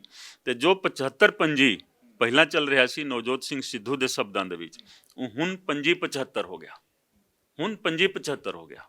ਗਾਂਧੀ ਪਰਿਵਾਰ ਦੀ ਵੀ ਫਿਰ ਬਾਦਲਾਂ ਦੇ ਨਾਲ ਸਾਂਠ-ਗਾਂਠ ਹੈਗੀ ਹੈ? ਬਿਲਕੁਲ, ਕਿਉਂਕਿ ਜਦੋਂ ਐਡਵੋਕੇਟ ਜਨਰਲ ਲਗਾਇਆ ਗਿਆ ਤੋ ਤੁਸੀਂ ਦੇਖੋਗੇ ਡੀਜੀਪੀ ਦੀ ਚੋਣ ਸਹੀ ਸੀਗੀ ਸਰ? ਹਾਂਜੀ, ਜੋ ਡੀਜੀਪੀ ਦੀ ਨਿਯੁਕਤੀ ਹੋਈ, ਐਡਵੋਕੇਟ ਜਨਰਲ ਦੀ ਗੱਲ ਕਰਦੇ ਹਾਂ। ਐਡਵੋਕੇਟ ਜਨਰਲ ਜੋ ਲਗਾਇਆ ਗਿਆ ਉਹ ਵੀ ਗਾਂਧੀ ਪਰਿਵਾਰ ਦੇ ਕਹਿਣ ਤੇ ਲਗਾਇਆ ਗਿਆ, ਔਰ ਉਸ ਦੇ ਨਾਲ ਇਹ ਕਲੀਅਰ ਹੋ ਗਿਆ ਕਿ ਗਾਂਧੀ ਪਰਿਵਾਰ ਸਿੱਧੇ ਇਨਵੋਲਵ ਹੈ ਇਸ ਮੈਟਰ ਦੇ ਵਿੱਚ। ਤੇ ਕੈਪਟਨ ਸਾਹਿਬ ਉਹਨਾਂ ਦੇ ਇਸ਼ਾਰੇ ਤੇ ਕੰਮ ਕਰ ਰਹੇ ਸੀਗੇ। ਚੰਨੀ ਸਾਹਿਬ ਵੀ ਉਸੇ ਸਕ੍ਰਿਪਟ ਦੇ ਤਹਿਤ ਕੰਮ ਕਰ ਰਹੇ ਨੇ। ਤੁਸੀਂ ਡੀਜੀਪੀ ਦੀ ਗੱਲ ਕਰ ਰਹੇ ਹੋ, ਦੇਖੋ ਅੱਜ ਵੀ ਜੋ ਬਹਬਲ ਕਲਾਂ ਦਾ ਕੇਸ ਹੈ ਨਾ, ਉੱਥੇ ਲਿਖਿਆ ਜਾਂਦਾ ਹੈ Iqbalpreet Singh Sahota through state versus जो भी है, चलो जहाँ state through Iqbalpreet Singh Sohta versus जो दोषी ने, ठीक है। कारण ऐसी कि जो ਪ੍ਰਾਇਮਰੀ ਲੈਵਲ ਸੀਗਾ, ਪ੍ਰੀਲਿਮਿਨਰੀ ਇਨਵੈਸਟੀਗੇਸ਼ਨ ਇਸ ਕੇਸ ਦਾ ਸ਼ੁਰੂਆਤੀ ਦੌਰ ਦੇ ਵਿੱਚ ਉਹਨਾਂ ਦੇ ਤਹਿਤ ਇੱਕ SIT ਬਣਾਈ ਗਈ ਸੀ, ਉਹਨਾਂ ਨੇ ਕੀਤੀ ਸੀ। ਜੇਕਰ ਉਹਨਾਂ ਵੱਲੋਂ ਇਨਵੈਸਟੀਗੇਸ਼ਨ ਸਹੀ ਤਰੀਕੇ ਦੇ ਨਾਲ ਹੋ ਜਾਂਦਾ ਉਦੋਂ, ਤਾਂ ਫਿਰ ਕਿਸੇ ਵੀ ਕਮਿਸ਼ਨ ਦੀ ਲੋੜ ਨਹੀਂ ਪੈਂਦੀ, ਨਾ ਜੋਰਾ ਸਿੰਘ ਕਮਿਸ਼ਨ, ਨਾ ਫਿਰ ਕੋਈ ਵੀ ਬਹੁਤ ਸਾਰੇ ਕਮਿਸ਼ਨ ਬਣੇ ਨੇ, ਉਹ ਜਸਟਿਸ ਰਣਜੀਤ ਸਿੰਘ ਕਮਿਸ਼ਨ, ਨਾ ਹੀ ਸਾਡੀ SIT ਬਣੀ ਜੋ ਉਸ ਦੀ ਲੋੜ ਪੈਂਦੀ। ਕਿਸੇ SIT ਦੀ ਲੋੜ ਨਹੀਂ ਹੋਣੀ ਸੀ, ਕਿਸੇ ਵੀ ਕਮਿਸ਼ਨ ਦੀ ਲੋੜ ਨਹੀਂ ਹੋਣੀ ਸੀ। ਸਿਰਫ ਤੇ ਸਿਰਫ ਉਹਨਾਂ ਵੱਲੋਂ ਤਫਤੀਸ਼ ਕਰਕੇ ਤੱਥ ਸਾਹਮਣੇ ਰੱਖ ਦਿੱਤੇ ਜਾਂਦੇ, ਉਸ ਦੇ ਨਾਲ ਕੰਮ ਹੋ ਜਾਣਾ ਸੀ। ਲੇਕਿਨ ਉਹਨਾਂ ਨੇ ਐਸਾ ਕੀਤਾ ਨਹੀਂ ਕੀਤਾ। ਕੇਸ ਮਤਲਬ 50% ਤਾਂ ਉਦੋਂ ਹੀ ਖਰਾਬ ਹੋ ਗਿਆ ਸੀ। ਉਸ ਟਾਈਮ ਦੇਖੋ ਸਬੂਤਾਂ ਦੇ ਨਾਲ ਵੀ ਕਾਫੀ ਜ਼ਿਆਦਾ ਛੇੜਛਾੜ ਕਰਨ ਦੀ ਕੋਸ਼ਿਸ਼ ਕੀਤੀ ਗਈ ਸੀ। ਇੱਥੇ ਤੱਕ ਕਿ ਦੇਖੋ ਜੋ ਰਾਉਂਡ ਸੀਗਾ AK-47 ਦਾ, ਉਸ ਨੂੰ ਵੀ ਮਤਲਬ ਟੈਂਪਰ ਕੀਤਾ ਗਿਆ ਸੀ, ਜੋ ਕਿ FSL ਰਿਪੋਰਟ ਦੇ ਵਿੱਚ ਆਇਆ ਹੈ, ਜਸਟਿਸ ਰਣਜੀਤ ਸਿੰਘ ਕਮਿਸ਼ਨ ਦੀ ਰਿਪੋਰਟ ਦੇ ਵਿੱਚ ਆਇਆ ਹੈ। ਇੱਕ ਜਿਪਸੀ ਨੂੰ ਜਿਸ ਤਰੀਕੇ ਦੇ ਨਾਲ ਸਰਕਾਰੀ ਜਿਪਸੀ ਨੂੰ ਇਹਨਾਂ ਨੇ ਮਤਲਬ ਉਹਦੇ ਉੱਤੇ 12 ਬੋਰ ਦੇ ਰਾਈਫਲ ਤੋਂ ਫਾਇਰ ਮਾਰ ਕੇ ਇੱਕ ਗਲਤ ਸਬੂਤ ਬਣਾਉਣ ਦੀ ਕੋਸ਼ਿਸ਼ ਕੀਤੀ ਕਿ ਮੌਬ ਨੇ ਇਸ ਦੇ ਉੱਤੇ ਫਾਇਰ ਕੀਤਾ। ਇਹ ਸਾਰਾ ਚੀਜ਼ ਹੋਇਆ ਸੀ।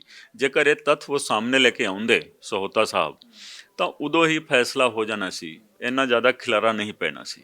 ਤੇ ਜੇਕਰ ਉਹ ਕੇਸ ਖਰਾਬ ਹੋਇਆ ਹੈ ਤਾਂ ਉਸ ਖਰਾਬ ਹੋਣ ਦੇ ਵਿੱਚ ਉਹਨਾਂ ਦੀ ਜ਼ਿੰਮੇਵਾਰੀ ਸਭ ਤੋਂ ਜ਼ਿਆਦਾ ਹੈ।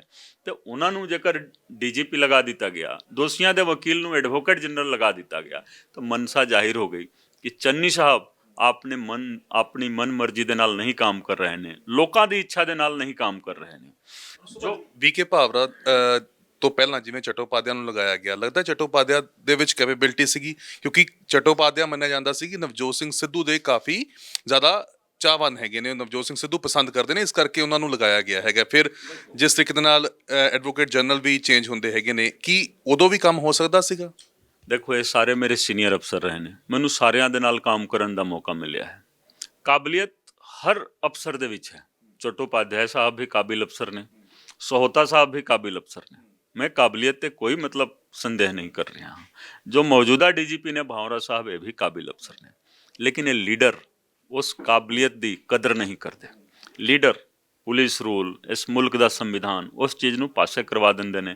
अपना डिकटेट ਜਿਹੜਾ ਹੁੰਦਾ है ना, ਉਹ ਡਿਕਟੇਟ ਦੇ ਨਾਲ ਕੰਮ ਕਰਾਉਣ ਦੀ ਕੋਸ਼ਿਸ਼ ਕਰਦੇ ਨੇ। ਇਸ ਕਰਕੇ ਜੋ ਪ੍ਰੋਫੈਸ਼ਨਲਿਜ਼ਮ ਹੈ ਅਫਸਰਾਂ ਦੀ ਉਹ ਖਤਮ ਹੋ ਜਾਂਦੀ ਹੈ ਤੇ ਲੀਡਰਾਂ ਦੇ ਕਹਿਣ ਤੇ ਕੰਮ ਕਰਨ ਦੀ ਆਦਤ ਪੈ ਜਾਂਦੀ ਹੈ। ਤੁਸੀਂ ਇਹ ਰਾਹ ਚੁਣਿਆ ਕਿ ਤੁਸੀਂ ਹੁਣ ਲੀਡਰ ਬਣ ਕੇ ਜੋ ਉਹਨਾਂ ਦੀ ਕਾਬਲੀਅਤ ਹੈਗੀ ਆ ਉਸ ਨੂੰ ਬਾਹਰ ਲੈ ਕੇ ਆਓਗੇ, ਉਸ ਨੂੰ ਨਿਖਾਰੋਗੇ। ਦੇਖੋ ਅਸੀਂ ਤਾਂ ਦੇਖੋ ਰਾਜਨੀਤੀ ਕਰਨੀ ਹੀ ਨਹੀਂ ਹੈ, ਰਾਜਨੀਤੀ ਸਿੱਖਣੀ ਹੀ ਨਹੀਂ ਫ੍ਰੀ ਹੈ। ਹੈਂਡ ਦੋਗੇ? ਇਸ ਦਾ ਮਤਲਬ ਕਿ ਫ੍ਰੀ ਹੈਂਡ ਦੇਖੋ, ਪੁਲਿਸ ਅਫਸਰ ਚਾਹੇ ਕਿਸੇ ਵੀ ਰੈਂਕ ਦਾ ਹੋਵੇ ਉਸ ਦੀ ਅਕਾਊਂਟੇਬਿਲਿਟੀ ਕਾਨੂੰਨ ਦੇ ਪ੍ਰਤੀ ਤੇ ਉਸ ਦੀ ਅਕਾਊਂਟੇਬਿਲਿਟੀ ਆਮ ਜਨਤਾ ਦੇ ਪ੍ਰਤੀ ਹੋਣੀ ਚਾਹੀਦੀ ਹੈ। ਪੁਲਿਸ ਅਫਸਰ ਹਮੇਸ਼ਾ ਆਮ ਜਨਤਾ ਦੀ ਸੇਵਾ ਲਈ ਹੁੰਦਾ ਹੈ। ਮੈਂ 23 ਸਾਲ ਦੇ ਕਰੀਬ ਨੌਕਰੀ ਕੀਤੀ ਤੇ ਹਮੇਸ਼ਾ ਪਬਲਿਕ ਇੰਟਰਸਟ ਨੂੰ ਤਰਜੀਹ ਦਿੱਤੀ। ਜਦੋਂ ਵੀ ਮੇਰੀ ਲੜਾਈ ਹੋਈ ਲੀਡਰਾਂ ਦੇ ਨਾਲ ਹੋਈ, ਕਿਉਂਕਿ ਜੋ ਪੋਲੀਟੀਸ਼ੀਅਨ ਹੁੰਦੇ ਸੀਗੇ ਇਹ ਪਬਲਿਕ ਇੰਟਰਸਟ ਨੂੰ ਬਿਲਕੁਲ ਨਹੀਂ ਵਾਚ ਕਰਦੇ ਸੀ। ਇਹ ਪਬਲਿਕ ਇੰਟਰਸਟ ਦੇ ਖਿਲਾਫ ਇਹਨਾਂ ਦਾ ਕੰਮ ਹੁੰਦਾ ਸੀ, ਕਿਉਂਕਿ ਮਾਫੀਆ ਹਾਵੀ ਹੁੰਦਾ ਹੈ। ਅੱਜ ਵੀ ਦੇਖੋ ਹਰ ਤਰੀਕੇ ਦੇ ਨਾਲ ਮਾਫੀਆ ਹਾਵੀ ਹੈ। ਤਾਂ ਪੁਲਿਸਿੰਗ ਜੋ ਹੋ ਗਈ ਸੀਗੀ ਮਾਫੀਆ ਓਰੀਐਂਟਡ ਪੁਲਿਸਿੰਗ ਹੋ ਗਈ ਸੀਗੀ। ਤਾਂ ਦੇਖੋ ਜਦੋਂ ਵੀ ਆਮ ਪਬਲਿਕ ਤੇ ਪਬਲਿਕ ਦੇ ਨੁਮਾਇੰਦੇ, ਸੋ ਕਾਲਡ ਨੁਮਾਇੰਦੇ ਜਿਨ੍ਹਾਂ ਨੂੰ ਤੁਸੀਂ ਪੋਲੀਟੀਸ਼ੀਅਨ ਕਹਿ ਰਹੇ ਹੋ ਜਾਂ ਅਸੀਂ ਕਹਿੰਦੇ ਹਾਂ, ਤਾਂ ਆਮ ਪਬਲਿਕ ਤੇ ਪੋਲੀਟੀਸ਼ੀਅਨ ਦੇ ਵਿੱਚ ਜਦੋਂ ਵੀ ਇੱਕ ਨੂੰ ਮੈਨੂੰ ਚੁਣਨਾ ਹੁੰਦਾ ਸੀ ਤਾਂ ਮੈਂ ਆਮ ਪਬਲਿਕ ਨੂੰ ਚੁਣਦਾ ਸੀ। ਲੜਾਈ ਪੋਲੀਟੀਸ਼ੀਅਨਾਂ ਦੇ ਨਾਲ ਐਸੇ ਕਰਕੇ ਹੁੰਦੀ ਸੀ। ਹਰ ਮਤਲਬ ਥਾਂ ਥਾਂ ਤੇ ਜੋ ਲੜਾਈ ਹੋਈ ਹੈ ਉਹ ਐਸੇ ਕਰਕੇ ਹੋਈ ਹੈ ਕਿ ਮੈਂ ਹਮੇਸ਼ਾ ਆਮ ਪਬਲਿਕ ਨੂੰ ਤਰਜੀਹ ਦਿੱਤੀ। ਜੇ ਆਮ ਆਦਮੀ ਪਾਰਟੀ ਦੀ ਸਰਕਾਰ ਆਉਂਦੀ ਹੈਗੀ ਹੈ ਤਾਂ ਕੀ ਕੁੰਵਰ ਵਿਜੇ ਪ੍ਰਤਾਪ ਹੋਣੀ ਹੋਮ ਡਿਪਾਰਟਮੈਂਟ ਸਾਂਭਣਗੇ, ਡਿਪਟੀ ਸੀਐਮ ਹੋਣਗੇ, ਔਰ ਜੋ ਚੀਜ਼ਾਂ ਨਹੀਂ ਹੋਈਆਂ, ਜੋ ਕਾਂਗਰਸ ਕਹਿੰਦੀ ਸੀ ਅਸੀਂ ਸਾਲ 2017 ਦੇ ਵਿੱਚ ਜਿਹੜੀਆਂ ਚੀਜ਼ਾਂ ਨੂੰ ਲੈ ਕੇ ਉਹ ਸੱਤਾ ਦੇ ਵਿੱਚ ਆਈ ਸੀ, ਫਿਰ ਬੇਅਦਬੀ ਹੋਵੇ, ਨਸ਼ੇ ਦਾ ਮੁੱਦਾ ਹੋਵੇ, ਕਿ ਇਹਨਾਂ ਚੀਜ਼ਾਂ ਦੇ ਉੱਤੇ ਠੱਲ ਪਾ ਪਾਉਣਗੇ? ਦੇਖੋ ਅੱਜ ਕਾਂਗਰਸ ਦੇ ਵਿੱਚ ਕੁਰਸੀ ਦੀ ਲੜਾਈ ਚੱਲ ਰਹੀ ਹੈ ਤਾਂ ਅਸੀਂ ਕੁਰਸੀ ਦੇ ਚੱਕਰ ਦੇ ਵਿੱਚ ਨਹੀਂ ਪੈਂਦੇ ਜੀ। ਮੈਨੂੰ ਕੀ ਜ਼ਿੰਮੇਵਾਰੀ ਮਿਲੂਗੀ ਉਹ ਨਾ ਮੈਨੂੰ ਪਤਾ ਹੈ, ਕਿਸੇ ਨੂੰ ਪਤਾ ਨਹੀਂ ਹੈ। ਜ਼ਿੰਮੇਵਾਰੀ ਕਿਸ ਨੂੰ ਕੀ ਮਿਲਣੀ ਹੈ ਆਮ ਜਨਤਾ ਨੇ ਡਿਸਾਈਡ ਕਰਨਾ ਹੈ, ਕੇਜਰੀਵਾਲ ਸਾਹਿਬ ਨੇ ਡਿਸਾਈਡ ਕਰਨਾ ਹੈ ਤੇ ਉਸ ਅਕਾਲ ਪੁਰਖ ਨੇ ਡਿਸਾਈਡ ਕਰਨਾ ਹੈ। ਮੈਨੂੰ ਜੋ ਜ਼ਿੰਮੇਵਾਰੀ ਮਿਲੂਗੀ ਉਹ ਜ਼ਿੰਮੇਵਾਰੀ ਬਹੁਤ ਵਧੀਆ ਤਰੀਕੇ ਦੇ ਨਾਲ ਮੈਂ ਇੰਟਰਸਟ ਹੁੰਦਾ ਹੈ ਜਿਸ ਤਰੀਕੇ ਨਾਲ ਤੁਹਾਡਾ ਇੱਕ ਲੰਬਾ ਤਜਰਬਾ ਰਿਹਾ ਹੈ। ਦੇਖੋ ਤਜਰਬੇ ਦਾ ਲਾਭ ਪੰਜਾਬ ਨੂੰ ਤੇ ਪੰਜਾਬ ਦੇ ਲੋਕਾਂ ਨੂੰ ਜ਼ਰੂਰ ਮਿਲਣਾ ਹੈ, ਔਰ ਜੋ ਜਿਸ ਕਿਸੇ ਨੂੰ ਵੀ ਜ਼ਿੰਮੇਵਾਰੀ ਮਿਲੇਗੀ ਉਹ ਬਹੁਤ ਵਧੀਆ ਤਰੀਕੇ ਦੇ ਨਾਲ ਕੰਮ ਕਰਨਗੇ। ਔਰ ਮਤਲਬ ਹਰ ਪੱਖ ਹੈ, ਤੁਸੀਂ ਜਸਟਿਸ ਦੀ ਗੱਲ ਕਰ ਰਹੇ ਹੋ, ਜਸਟਿਸ ਸਰਕਾਰ ਇਨਸ਼ੋਰ ਜ਼ਰੂਰ ਕਰੇਗੀ। ਸਰ ਜਿਸ ਤਰੀਕੇ ਦੇ ਨਾਲ ਕਾਂਗਰਸ ਨੇ ਐਫਆਈਆਰ ਕੀਤੀ ਬਿਕਰਮ ਸਿੰਘ ਮਜੀਠੀਆ ਦੇ ਖਿਲਾਫ, ਔਰ ਉਸ ਤੋਂ ਬਾਅਦ ਉਹ 21 ਦਿਨਾਂ ਦੇ ਵਾਸਤੇ ਐਬਸਕੌਂਡਿੰਗ ਰਹਿੰਦੇ ਨੇ, ਫੜਿਆ ਨਹੀਂ ਜਾਂਦੇ ਹੈਗੇ, ਕਿਵੇਂ ਵੇਖਦੇ ਹੈਗੇ ਹੋ ਕਿ ਕਾਂਗਰਸ ਨੂੰ ਪਤਾ ਸੀ? ਬਿਕਰਮ ਮਜੀਠੀਆ ਕਹਿੰਦੇ ਕਿ ਰਾਹੂ ਕੇਤੂ ਨੂੰ ਸਭ ਪਤਾ ਸੀ ਮੈਂ ਕਿੱਥੇ ਸੀ ਔਰ ਇਹਨਾਂ ਨੇ ਜਾਣਬੁੱਝ ਕੇ ਨਹੀਂ ਕੀਤਾ। ਇਹ ਬਿਆਨ ਨੂੰ ਕਿਵੇਂ ਡੀਕੋਡ ਕੀਤਾ ਜਾਵੇ? ਇਹ ਕੀ ਡੈਂਟ ਪਾਉਣ ਦੀ ਕੋਸ਼ਿਸ਼ ਹੈ ਜਾਣਬੁੱਝ ਕੇ, ਜਾਂ ਵਾਕਈ ਹੀ ਕਾਂਗਰਸ ਪਾਰਟੀ ਇਹ ਕਰਨਾ ਨਹੀਂ ਚਾਹੁੰਦੀ ਸੀ, ਸੈਟਿੰਗ ਹੋ ਗਈ ਸੀ? ਦੇਖੋ ਜੋ 75-25 ਦੀ ਸਰਕਾਰ ਪਹਿਲਾਂ ਚੱਲਦੀ ਸੀ ਕੈਪਟਨ ਸਾਹਿਬ ਦੇ ਟਾਈਮ, ਉਹ 25-75 ਦੀ ਸਰਕਾਰ ਹੋ ਗਈ ਚੰਨੀ ਸਾਹਿਬ ਦੇ ਟਾਈਮ, ਤੇ ਜ਼ਾਹਿਰ ਹੈ ਇਹ ਸਾਰਾ ਕੁਝ ਉਸ ਸਕ੍ਰਿਪਟ ਦੇ ਤਹਿਤ ਹੋਇਆ। ਉਸ ਦੇ ਵਿੱਚ ਤੁਸੀਂ ਦੇਖੋਗੇ ਜਦੋਂ ਐਫਆਈਆਰ ਦਰਜ ਕੀਤਾ ਗਿਆ ਤੇ ਬਹੁਤ ਵਾਹਵਾਹੀ ਲੁੱਟਣ ਦੀ ਕੋਸ਼ਿਸ਼ ਕੀਤੀ ਇਹਨਾਂ ਨੇ, ਲੇਕਿਨ ਜਨਤਾ ਨੇ ਨਕਾਰ ਦਿੱਤਾ ਕਿ ਤੁਸੀਂ ਬਿਲਕੁਲ 5 ਸਾਲ ਪੂਰੇ ਹੋ ਗਏ ਫਿਰ ਐਫਆਈਆਰ ਦਰਜ ਕੀਤਾ। ਐਫਆਈਆਰ ਬਹੁਤ ਪਹਿਲਾਂ ਹੋ ਜਾਣਾ ਚਾਹੀਦਾ ਸੀ। ਅੱਛਾ, ਜੇਕਰ ਆਮ ਵਿਅਕਤੀ ਨੂੰ ਗ੍ਰਿਫਤਾਰ ਕਰਨਾ ਹੁੰਦਾ ਹੈ ਨਾ ਤੇ ਐਫਆਈਆਰ ਬਾਅਦ ਦੇ ਵਿੱਚ ਦਰਜ ਕਰਦੀ ਹੈ ਪੁਲਿਸ, ਪਹਿਲਾਂ ਬਿਠਾ ਲੈਂਦੇ ਨੇ ਬੁਲਾ ਕੇ ਜਾਂ ਫੜ ਲੈਂਦੇ ਨੇ। ਇੱਥੇ ਦੇਖੋ ਥਾਂ ਥਾਂ ਤੇ ਹਰ ਚੀਜ਼ ਦਾ ਤੁਸੀਂ ਦੇਖੋਗੇ ਕਿ ਉਹਨਾਂ ਦੇ ਸੋਰਸ ਬੈਠੇ ਹੋਏ ਨੇ ਤੇ ਪਹਿਲਾਂ ਦੱਸ ਦਿੰਦੇ ਨੇ ਕਿ ਤੁਸੀਂ ਸੱਜੇ ਖੱਬੇ ਹੋ ਜਾਓ ਜੀ ਕਿ ਪਰਚਾ ਦਰਜ ਹੋ ਰਿਹਾ ਹੈ, ਠੀਕ ਹੈ। ਤੇ ਜੇਕਰ ਕੋਈ ਜੈਡ ਕੈਟੇਗਰੀ ਦੀ ਸਿਕਿਉਰਿਟੀ ਹੋਵੇ, ਸਿਕਿਉਰਿਟੀ ਛੱਡ ਕੇ ਭੱਜ ਜਾਵੇ ਤੇ ਸਰਕਾਰ ਨੂੰ ਉਦੋਂ ਹੀ ਚਾਹੀਦਾ ਸੀ ਕਿ ਸਿਕਿਉਰਿਟੀ ਵਾਪਿਸ ਲਵੇ।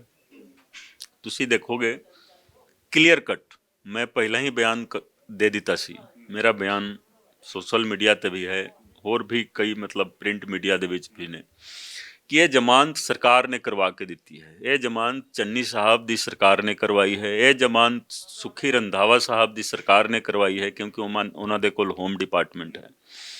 ਇਹ ਜ਼ਮਾਨਤ ਨਵਜੋਤ ਸਿੰਘ ਸਿੱਧੂ ਕਿਉਂਕਿ ਉਹਨਾਂ ਦੀ ਪਾਰਟੀ ਦੀ ਸਰਕਾਰ ਹੈ, ਉਹਨਾਂ ਨੇ ਕਰਵਾ ਕੇ ਦਿੱਤੀ ਹੈ। ਸਿਰਫ ਬਿਕਰਮ ਮਜੀਠੀਆ ਦਾ ਬਿਆਨ ਕਿ ਹਾਂ ਰਾਹੂ ਕੇਤੂ ਨੂੰ ਸਭ ਕੁਝ ਪਤਾ ਸੀ, ਨਹੀਂ, ਇਹ ਸਫੀਸ਼ੀਐਂਟ ਨਹੀਂ ਹੈ। ਇਹ ਸਾਰਾ ਕੁਝ ਇਹਨਾਂ ਨੇ ਕਰਾ ਕੇ ਦਿੱਤਾ, ਸਭ ਕੁਝ। ਤੁਸੀਂ ਮੇਰਾ ਬਿਆਨ ਪਹਿਲਾਂ ਦਾ ਦੇਖ ਸਕਦੇ ਹੋ। ਸਿੱਧੂ ਕਹਿੰਦੇ ਜੇ ਮੈਂ ਹੋਮ ਮਿਨਿਸਟਰ ਹੁੰਦਾ ਤਾਂ ਫੜ ਕੇ ਅੰਦਰ ਕਰਨਾ ਸੀਗਾ। ਭਾਵੇਂ ਰੰਧਾਵਾ ਹੋਣੀ ਹੁਣ ਕਹਿ ਰਹੇ ਹੋਣ ਕਿ ਬਿਕਰਮ ਮਜੀਠੀਆ ਦੀ ਜਗ੍ਹਾ ਜੇਲ੍ਹ ਦੇ ਵਿੱਚ ਹੈਗੀ ਹੈ, ਪਰ ਇਹ ਬਿਆਨਬਾਜ਼ੀਆਂ ਹੁਣ ਬਾਅਦ ਦੇ ਵਿੱਚ ਆਣੀਆਂ। ਔਰ ਸਿੱਧੂ ਦਾ ਕਹਿਣਾ ਕਿ ਮੈਂ ਜੇ ਹੁੰਦਾ ਤਾਂ ਮੈਂ ਅੰਦਰ ਕਰ ਦਿੰਦਾ। ਸਿੱਧੂ ਦੀ ਮੈਂ ਨਜ਼ਰ ਆਉਂਦੀ ਹੈ, ਰੰਧਾਵਾ ਦੇ ਆਪਣੇ ਸੁਰ ਨਜ਼ਰ ਆਉਂਦੇ ਹਨ। ਚੰਨੀ ਕਹਿੰਦੇ ਨੇ ਕਿ ਐਦਾਂ ਨਾ ਸਮਝੋ ਕਿ FIR ਦੇ ਵਿੱਚ ਜੇਕਰ ਜ਼ਮਾਨਤ ਮਿਲ ਗਈ ਤਾਂ ਉਹ ਬਚ ਗਏ, ਕਹਿੰਦੇ ਸਜ਼ਾ ਤਾਂ ਹੋਊਗੀ। ये चन्नी साहब ने जमानत करवाई है, नवजोत सिद्धू ने करवाई है, सुखी रंधावा जी ने करवाई है, सारिया ने मिल के ही कराई है क्योंकि सरकार इन्हों दी है। ਫੈਕਟਸ ਹੈ ਤੁਹਾਡੇ ਕੋਲ, ਫੈਕਟਸ ਹੈ ਕਿ ये सरकार नवजोत सिंह सिद्धू दी है। पहले डेट ते 5 तारीख ਨੂੰ एडवोकेट जनरल अपीयर नहीं होए। देख लो, मैं प्रेस कॉन्फ्रेंस की सी, मैं कहा कि इन्ना मतलब इंपॉर्टेंट केस होए तो एडवोकेट जनरल ही ना पेश होण। तुसी देखो फिर मतलब अगली डेट ते 10 तारीख ਨੂੰ पेश हो गए। चलो दिल्लियों वकील आए, ਜਦੋਂ भी दिल्लियों कोई वकील आउंदा है ना तो उस दे विच ये लगता है कि जो स्टेट ਦੇ एडवोकेट जनरल ने ਉਹਨਾਂ ਦੇ ਵਿੱਚ ਕਾਬਲੀਅਤ ਨਹੀਂ ਹੈ, ਤਾਂ ਹੀ ਬਾਹਰੋਂ ਵਕੀਲ ਲੈ ਕੇ ਆਉਣਾ ਪੈਂਦਾ ਹੈ।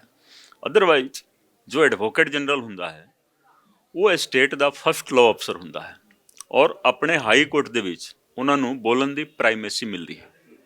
ਤਾਂ ਤੁਸੀਂ ਸੁਪਰੀਮ ਕੋਰਟ ਨੂੰ ਤੋਂ ਵੀ ਐਡਵੋਕੇਟ ਲੈ ਕੇ ਆਓਗੇ ਤਾਂ ਉਹਨਾਂ ਨੂੰ ਕਹੋਗੇ ਬੋਲਣ ਵਾਸਤੇ, ਤਾਂ ਮਤਲਬ ਉਹ ਜੱਜ ਸਾਹਿਬ ਦੀ ਮਰਜ਼ੀ ਹੈ, ਉਹ ਕਿਸੇ ਨੂੰ ਵੀ ਮੌਕਾ ਦੇ ਸਕਦੇ ਨੇ। ਲੇਕਿਨ ਜਦੋਂ ਐਡਵੋਕੇਟ ਜਨਰਲ ਖੜ ਜਾਂਦੇ ਨੇ तो वो किसी भी टाइम बोल सकते हैं, जो मर्जी मतलब जेकर 1 घंटे तक बहस करना चाहो वो कर सकते हैं। ये रूल है, एक कानून है। लेकिन एडवोकेट जनरल जेकर पेश नहीं होंगे तो तुसी सोच सकते हो कि ये किस तरीके दे नाल गेम प्लान है। और भी बहुत सारिया चीज़ां ने जो सानू पता है, तो समा समा ते असी हर चीज़ के उत्ते मतलब वो पर्दा उठाना है। एको बार दे विच सारा कुछ असी नहीं दसना है, क्योंकि साडे कोल सारा प्रूफ है कि कित्थे कित्थे गए ने, कित्थे कित्थे रहे ने, ਤੇ ਕਿਸ ਅਫਸਰ ਨੇ ਤੇ ਕਿਸ ਪੋਲੀਟੀਸ਼ੀਅਨ ਨੇ ਫੈਸਿਲਿਟੇਟ ਕੀਤਾ ਹੈ। ਇਹ ਸਾਰਾ ਕੁਝ ਮਜੀਠੀਆ ਤਾਂ ਆਪ ਕਹਿੰਦੇ ਨੇ, ਕਹਿੰਦੇ ਕਿ ਮੇਰੇ ਘਰੇ ਮੌਜੂਦਾ ਜਿਹੜੇ ਮੰਤਰੀ ਹੈਗੇ ਨੇ ਉਹ ਵੀ ਆਏ ਨੇ, ਕਹਿੰਦੇ ਮੈਂ ਉਹਨਾਂ ਦਾ ਰਿਣੀ ਹੈਗਾ ਜਿਨ੍ਹਾਂ ਨੇ ਆ ਕੇ ਇਸ ਔਖੇ ਸਮੇਂ ਦੇ ਵਿੱਚ ਮੇਰਾ ਸਾਥ ਦਿੱਤਾ। ਦੇਖੋ ਮੈਂ ਵੀ ਤਾਂ ਇਹੀ ਕਹਿ ਰਿਹਾ ਨਾ ਕਿ ਉਹਨਾਂ ਅਫਸਰਾਂ ਦੇ ਬਾਰੇ ਵੀ ਪਤਾ ਹੈ ਕਿ ਕਿਸ ਤਰੀਕੇ ਦੇ ਨਾਲ ਕੀ ਕੀਤਾ ਗਿਆ, ਕਿਸ ਤਰੀਕੇ ਦੇ ਨਾਲ। ਵਿਜੇ ਪ੍ਰਤਾਪ ਉਹਨਾਂ ਨੂੰ ਇਹ ਵੀ ਪਤਾ ਹੈ ਕਿ ਮਜੀਠੀਆ ਕਿੱਥੇ ਰੁਕੇ ਸੀ, ਕਿੱਥੇ ਰਹੇ ਨੇ। ਸਮਾਂ ਆ ਲੈਣ ਦਿਓ, ਅਸੀਂ ਸਾਰਾ ਕੁਝ ਦੱਸ ਦੇਵਾਂਗੇ। ਸਮਾਂ ਆ ਲੈਣ ਦਿਓ ਤੁਸੀਂ। ਅਰਵਿੰਦ ਕੇਜਰੀਵਾਲ ਉਹਨਾਂ ਨੇ ਇੱਕ ਨੰਬਰ ਜਾਰੀ ਕੀਤਾ ਹੈ ਔਰ ਲੋਕਾਂ ਤੋਂ ਰਾਏ ਮੰਗੀ ਹੈਗੀ ਹੈ ਕਿ ਸੀਐਮ ਫੇਸ ਕੌਣ ਹੋਣਾ ਚਾਹੀਦਾ ਹੈਗਾ। ਤੁਸੀਂ ਉਸ ਨੰਬਰ ਦੇ ਉੱਤੇ ਆਪਣੀ ਰਾਏ ਕੋਈ ਭੇਜੀ, ਜਾਂ ਅਰਵਿੰਦ ਕੇਜਰੀਵਾਲ ਉਹਨਾਂ ਨਾਲ ਜਦੋਂ ਤੁਹਾਡੀ ਗੱਲਬਾਤ ਹੋਈ ਉਹਨਾਂ ਨੇ ਤੁਹਾਡੀ ਰਾਏ ਲਿੱਤੀ ਕਿ ਕੌਣ ਸੀਐਮ ਫੇਸ ਹੋਣਾ ਚਾਹੀਦਾ? ਤੁਹਾਡੇ ਕੌਂਸਟੀਟੂਐਂਸੀ ਦੇ ਲੋਕਾਂ ਨੇ ਕੋਈ ਰਾਏ ਦਿੱਤੀ, ਨੰਬਰ ਦੇ ਉੱਤੇ ਕਾਲ ਕੀਤਾ, ਮੈਸੇਜ ਕੀਤਾ? ਨਹੀਂ, ਦੇਖੋ ਇਹ ਤਾਂ ਪਾਰਟੀ ਦਾ ਫੈਸਲਾ ਹੈ ਕਿ ਸੀਐਮ ਫੇਸ ਐਲਾਨ ਕਰਨ ਤੋਂ ਪਹਿਲਾਂ ਆਮ ਜਨਤਾ ਦੀ ਰਾਏ ਲਈ ਜਾਵੇ। ਠੀਕ ਹੈ, ਉਹਨਾਂ ਨੇ ਇੱਕ ਨੰਬਰ ਜਾਰੀ ਕੀਤਾ ਹੈ, ਆਮ ਜਨਤਾ ਆਪਣੇ ਹਿਸਾਬ ਦੇ ਨਾਲ ਉਹਦੇ ਵਿੱਚ ਵੋਟਿੰਗ ਕਰ ਰਹੀ ਹੈ। ਤੇ ਇੱਕ ਤਰੀਕਾ ਹੁੰਦਾ ਹੈ, ਆਮ ਰਾਏ ਹਾਸਿਲ ਕਰਨ ਵਾਸਤੇ ਇੱਕ ਤਰੀਕਾ ਹੁੰਦਾ ਹੈ ਔਰ ਸਾਰਿਆਂ ਨੂੰ ਇਸ ਦੀ ਸ਼ਲਾਘਾ ਕਰਨੀ ਚਾਹੀਦੀ ਹੈ, ਕਿਉਂਕਿ ਅਦਰਵਾਈਜ਼ ਤੁਸੀਂ ਦੇਖੋਗੇ ਜੋ ਪਾਰਟੀ ਦਾ ਹਾਈ ਕਮਾਂਡ ਹੁੰਦਾ ਹੈ ਉਹ ਹਾਈ ਕਮਾਂਡ ਥਾਪ ਦਿੰਦਾ ਹੈ ਕਿ ਇਹ ਸੀਐਮ ਫੇਸ ਹੋਊਗਾ। ਜਿਸ ਤਰ੍ਹਾਂ ਕੈਪਟਨ ਸਾਹਿਬ ਨੂੰ ਥਾਪ ਦਿੱਤਾ ਗਿਆ ਪਿਛਲੀ ਵਾਰੀ, ਹੁਣ ਚੰਨੀ ਸਾਹਿਬ ਨੂੰ ਥਾਪ ਦਿੱਤਾ ਗਿਆ ਹਾਈ ਕਮਾਂਡ ਵੱਲੋਂ। ਉਹ जनता के प्रतिनिधि ਜਾਂ जनता के चीफ मिनिस्टर नहीं रहे। तो केजरीवाल साहब ने इस करके आम राय हासिल करने का एक प्रयास किया है। एक तरीका है, ਕਹਿੰਦੇ ਦਿਖਾਵਾ ਹੈ ਸਿਰਫ, ਕਹਿੰਦੇ ਕਰਨਾ ਤਾਂ ਉਹੀ ਹੈਗਾ ਜੋ ਹਾਈ ਕਮਾਂਡ ਨੇ ਚਾਹਣਾ। ਕਹਿੰਦੇ ਭਾਵੇਂ ਕਹਿੰਦੇ ਹੁਣ ਅਕਾਲੀ ਦਲ ਖਾਸ ਤੌਰ ਦੇ ਉੱਤੇ ਕਹਿੰਦੇ ਸਾਡੀ ਇੱਕ ਅਜਿਹੀ ਪਾਰਟੀ ਹੈਗੀ ਹੈ ਜਿਹੜੀ ਪੰਜਾਬ ਤੋਂ ਚੱਲਦੀ ਹੈ, ਬਾਕੀ ਸਾਰੀ ਪਾਰਟੀਆਂ ਦਿੱਲੀ ਤੋਂ ਚੱਲਦੀਆਂ ਨੇ, ਫੈਸਲੇ ਉੱਥੇ ਹੀ ਹੁੰਦੇ ਨੇ। देखो आम आदमी पार्टी ਦੇ ਵਿੱਚ ਹਾਈ ਕਮਾਂਡ ਆਮ ਜਨਤਾ ਹੈ। ਇਲੈਕਸ਼ਨ ਪੰਜਾਬ ਦਾ ਹੋ ਰਿਹਾ ਹੈ, ਪੰਜਾਬ ਦੀ ਜਨਤਾ ਹੀ ਹਾਈ ਕਮਾਂਡ ਹੈ ਸਾਡੇ ਵਾਸਤੇ, ਸਾਡਾ और कोई हाई कमांड नहीं है। ਅਸੀਂ जो करना है अपने हाई कमांड तो पूछ के करना है। केजरीवाल साहब जो भी स्टेप लेंगे वो हाई कमांड तो पूछ के लेंगे, क्योंकि मतलब साडी पार्टी ਦੇ ਵਿੱਚ ਹਾਈ ਕਮਾਂਡ ਆਮ ਜਨਤਾ ਹੈ। ਅਸੀਂ ਹਮੇਸ਼ਾ ਆਮ ਜਨਤਾ ਨੂੰ ਤਰਜੀਹ ਦਿੰਦੇ ਹਾਂ। ਔਰ ਅਕਾਲੀ ਦਲ ਦੀ ਜਿੱਥੇ ਤੱਕ ਗੱਲ ਹੈ, ਅਕਾਲੀ ਦਲ ਨੂੰ ਇੱਕ ਵੀ ਸੀਟ ਨਹੀਂ ਮਿਲਣੀ ਹੈ ਪੰਜਾਬ ਦੇ ਵਿੱਚ। ਤੁਸੀਂ ਦੇਖ ਲੈਣਾ 10 ਮਾਰਚ ਨੂੰ ਕਾਊਂਟਿੰਗ ਹੋਊਗੀ, ਤੁਸੀਂ ਦੇਖਣਾ ਇੱਕ ਸੀਟ ਨਹੀਂ ਮਿਲਣੀ ਹੈ। ਕਹਿੰਦੇ ਸਰਕਾਰ ਅਸੀਂ ਬਣਾ ਰਹੇ ਹਾਂ, ਬਸਪਾ ਦੇ ਨਾਲ ਗੱਠਜੋੜ ਦੀ ਸਰਕਾਰ ਸਾਡੀ ਹੋਊਗੀ। ਠੀਕ ਹੈ, ਉਹ ਸਰਕਾਰ ਕਿਸੇ ਹੋਰ ਲੋਕ ਦੇ ਵਿੱਚ ਬਣਾ ਲੈਣਗੇ, ਠੀਕ ਹੈ ਕਿ ਨਹੀਂ। ਇਸ ਧਰਤੀ ਤੇ ਹੁਣ ਅਕਾਲੀ ਦਲ ਦੀ ਸਰਕਾਰ ਨਹੀਂ ਬਣਨੀ ਹੈ। ਹਾਂ, ਅਕਾਲੀ ਦਲ ਦੀ ਸਰਕਾਰ ਬਣ ਸਕਦੀ ਹੈ ਕਿਸੇ ਟਾਈਮ, ਆਉਣ ਵਾਲੇ ਸਮਾਂ ਦੇ ਵਿੱਚ, ਅਸੀਂ ਨਕਾਰ ਨਹੀਂ ਸਕਦੇ। ਲੇਕਿਨ ਅਕਾਲੀ ਦਲ ਮਾਈਨਸ ਬਾਦਲ ਪਰਿਵਾਰ ਤਾਂ ਕਿਸੇ ਟਾਈਮ ਹੋ ਸਕਦਾ ਹੈ ਕਿ ਸਰਕਾਰ ਬਣ ਜਾਵੇ। ਬਾਦਲ ਸਰਕਾਰ ਜਦੋਂ ਤੱਕ ਅਕਾਲੀ ਦਲ ਤੇ ਕਾਬਿਜ਼ ਰਹੂਗਾ ਉਹ ਸਰਕਾਰ ਨਹੀਂ ਬਣਾ ਸਕਦੇ। ਹੁਣ ਤਾਂ ਇੱਕ ਸੀਟ ਵੀ ਨਹੀਂ ਮਿਲਣੀ ਹੈ। ਕੈਪਟਨ ਅਮਰਿੰਦਰ ਸਿੰਘ ਨੂੰ ਹਾਕੀ ਔਰ ਬਾਲ ਸਿੰਬਲ ਮਿਲਿਆ, ਲੱਗਦਾ ਗੋਲ ਕਰ ਪਾਉਣਗੇ। ਕੈਪਟਨ ਅਮਰਿੰਦਰ ਸਿੰਘ ਦਾ ਭਵਿੱਖ ਕੀ ਨਜ਼ਰ ਆਉਂਦਾ ਤੁਹਾਨੂੰ? ਢੀਂਡਸਾ ਦਾ ਕੀ ਨਜ਼ਰ ਆਉਂਦਾ ਹੈ? ਔਰ ਨਾਲ ਹੀ ਬੀਜੇਪੀ ਅਲਾਈਅੰਸ ਕਰ ਗਈ ਉਹਨਾਂ ਦੇ, ਤਾਂ ਕਿਵੇਂ ਇਹ ਗੱਠਜੋੜ ਤੁਹਾਨੂੰ ਕੀ ਦਿਖਦਾ ਹੋਇਆ ਨਜ਼ਰ ਆ ਰਿਹਾ? ਇਹ ਦੇਖੋ, ਇਹ ਸਾਰਾ ਗੱਠਜੋੜ ਜੋ ਅਲਾਈਅੰਸ ਹੈ ਇਹ ਅਨਨੈਚੁਰਲ ਹੈ। ਤੇ ਕੈਪਟਨ ਸਾਹਿਬ ਪਹਿਲਾਂ ਹੀ ਸੈਲਫ ਗੋਲ ਕਰ ਚੁੱਕੇ ਨੇ, ਤਾਂ ਹੁਣ ਪਬਲਿਕ ਨੇ ਉਹਨਾਂ ਨੂੰ ਐਕਸੈਪਟ ਨਹੀਂ ਕਰਨਾ ਹੈ, ਕਿਉਂਕਿ ਜਦੋਂ ਮੌਕਾ ਸੀ ਦੋਸ਼ੀਆਂ ਨੂੰ ਸਜ਼ਾ ਦਿਲਾਉਣ ਦਾ ਉਦੋਂ ਉਹਨਾਂ ਨੇ ਹੱਥ ਮਿਲਾ ਲਿਆ ਜੀ। ਠੀਕ ਹੈ, ਉਹ ਸੈਲਫ ਗੋਲ ਕਰਕੇ ਆਪੇ ਬਾਹਰ ਹੋ ਗਏ। ਤਾਂ ਉਹਨਾਂ ਨੂੰ ਕੋਈ ਵੀ ਸਿੰਬਲ ਮਿਲੇ ਉਹਨਾਂ ਦੀ ਪਾਰਟੀ ਨੂੰ ਜਾਂ ਕਿਸੇ ਦੇ ਨਾਲ ਵੀ ਗੱਠਜੋੜ ਕਰਨ, ਹਾਂ ਇਹ ਜ਼ਰੂਰ ਹੋਊਗਾ ਕਿ ਹਾਂ ਬੀਜੇਪੀ ਇੱਕ ਲੀਡਿੰਗ ਨੈਸ਼ਨਲ ਪਾਰਟੀ ਹੈ। ਬੀਜੇਪੀ ਨੂੰ ਬਹੁਤ ਨੁਕਸਾਨ ਹੋਣਾ ਹੈ ਔਰ ਨੈਸ਼ਨਲ ਲੈਵਲ ਤੇ ਨੁਕਸਾਨ ਹੋਣਾ ਹੈ ਕੈਪਟਨ ਸਾਹਿਬ ਦੇ ਨਾਲ ਅਲਾਈਅੰਸ ਕਰਨ ਤੋਂ। ਨੁਕਸਾਨ ਹੋਵੇਗਾ ਜਾਂ ਤੁਹਾਨੂੰ ਲੱਗਦਾ ਹੈ ਕਿ ਕਿਤੇ ਨਾ ਕਿਤੇ ਜੋ 5 ਜਨਵਰੀ ਨੂੰ ਹਾਦਸਾ ਵਾਪਰਿਆ, ਜੋ ਚੀਜ਼ਾਂ ਹੋਈਆਂ, ਉਸ ਦਾ ਫਾਇਦਾ ਵੀ ਕਿਤੇ ਨਾ ਕਿਤੇ ਮਿਲਦਾ ਹੋਇਆ ਨਜ਼ਰ ਆਵੇਗਾ? ਕਿਵੇਂ ਦੇਖਦੇ ਹੋ 5 ਜਨਵਰੀ ਵਾਲੇ ਇਨਸੀਡੈਂਟ ਨੂੰ, ਕਿਵੇਂ ਵੇਖਦੇ ਹੋ? ਕਿਉਂਕਿ ਸਰ ਜਿਸ ਤਰੀਕੇ ਨਾਲ ਤੁਸੀਂ ਇੱਕ ਵੱਡੇ ਅਹੁਦੇ ਦੇ ਉੱਤੇ ਰਹੇ ਹੈਗੇ ਹੋ, ਜੋ ਚੀਜ਼ ਸਾਰੀ ਵਾਪਰੀ, ਇਸ 'ਚ ਲੈਪਸ ਕਿਸ ਦਾ ਨਜ਼ਰ ਆਉਂਦਾ ਹੈਗਾ?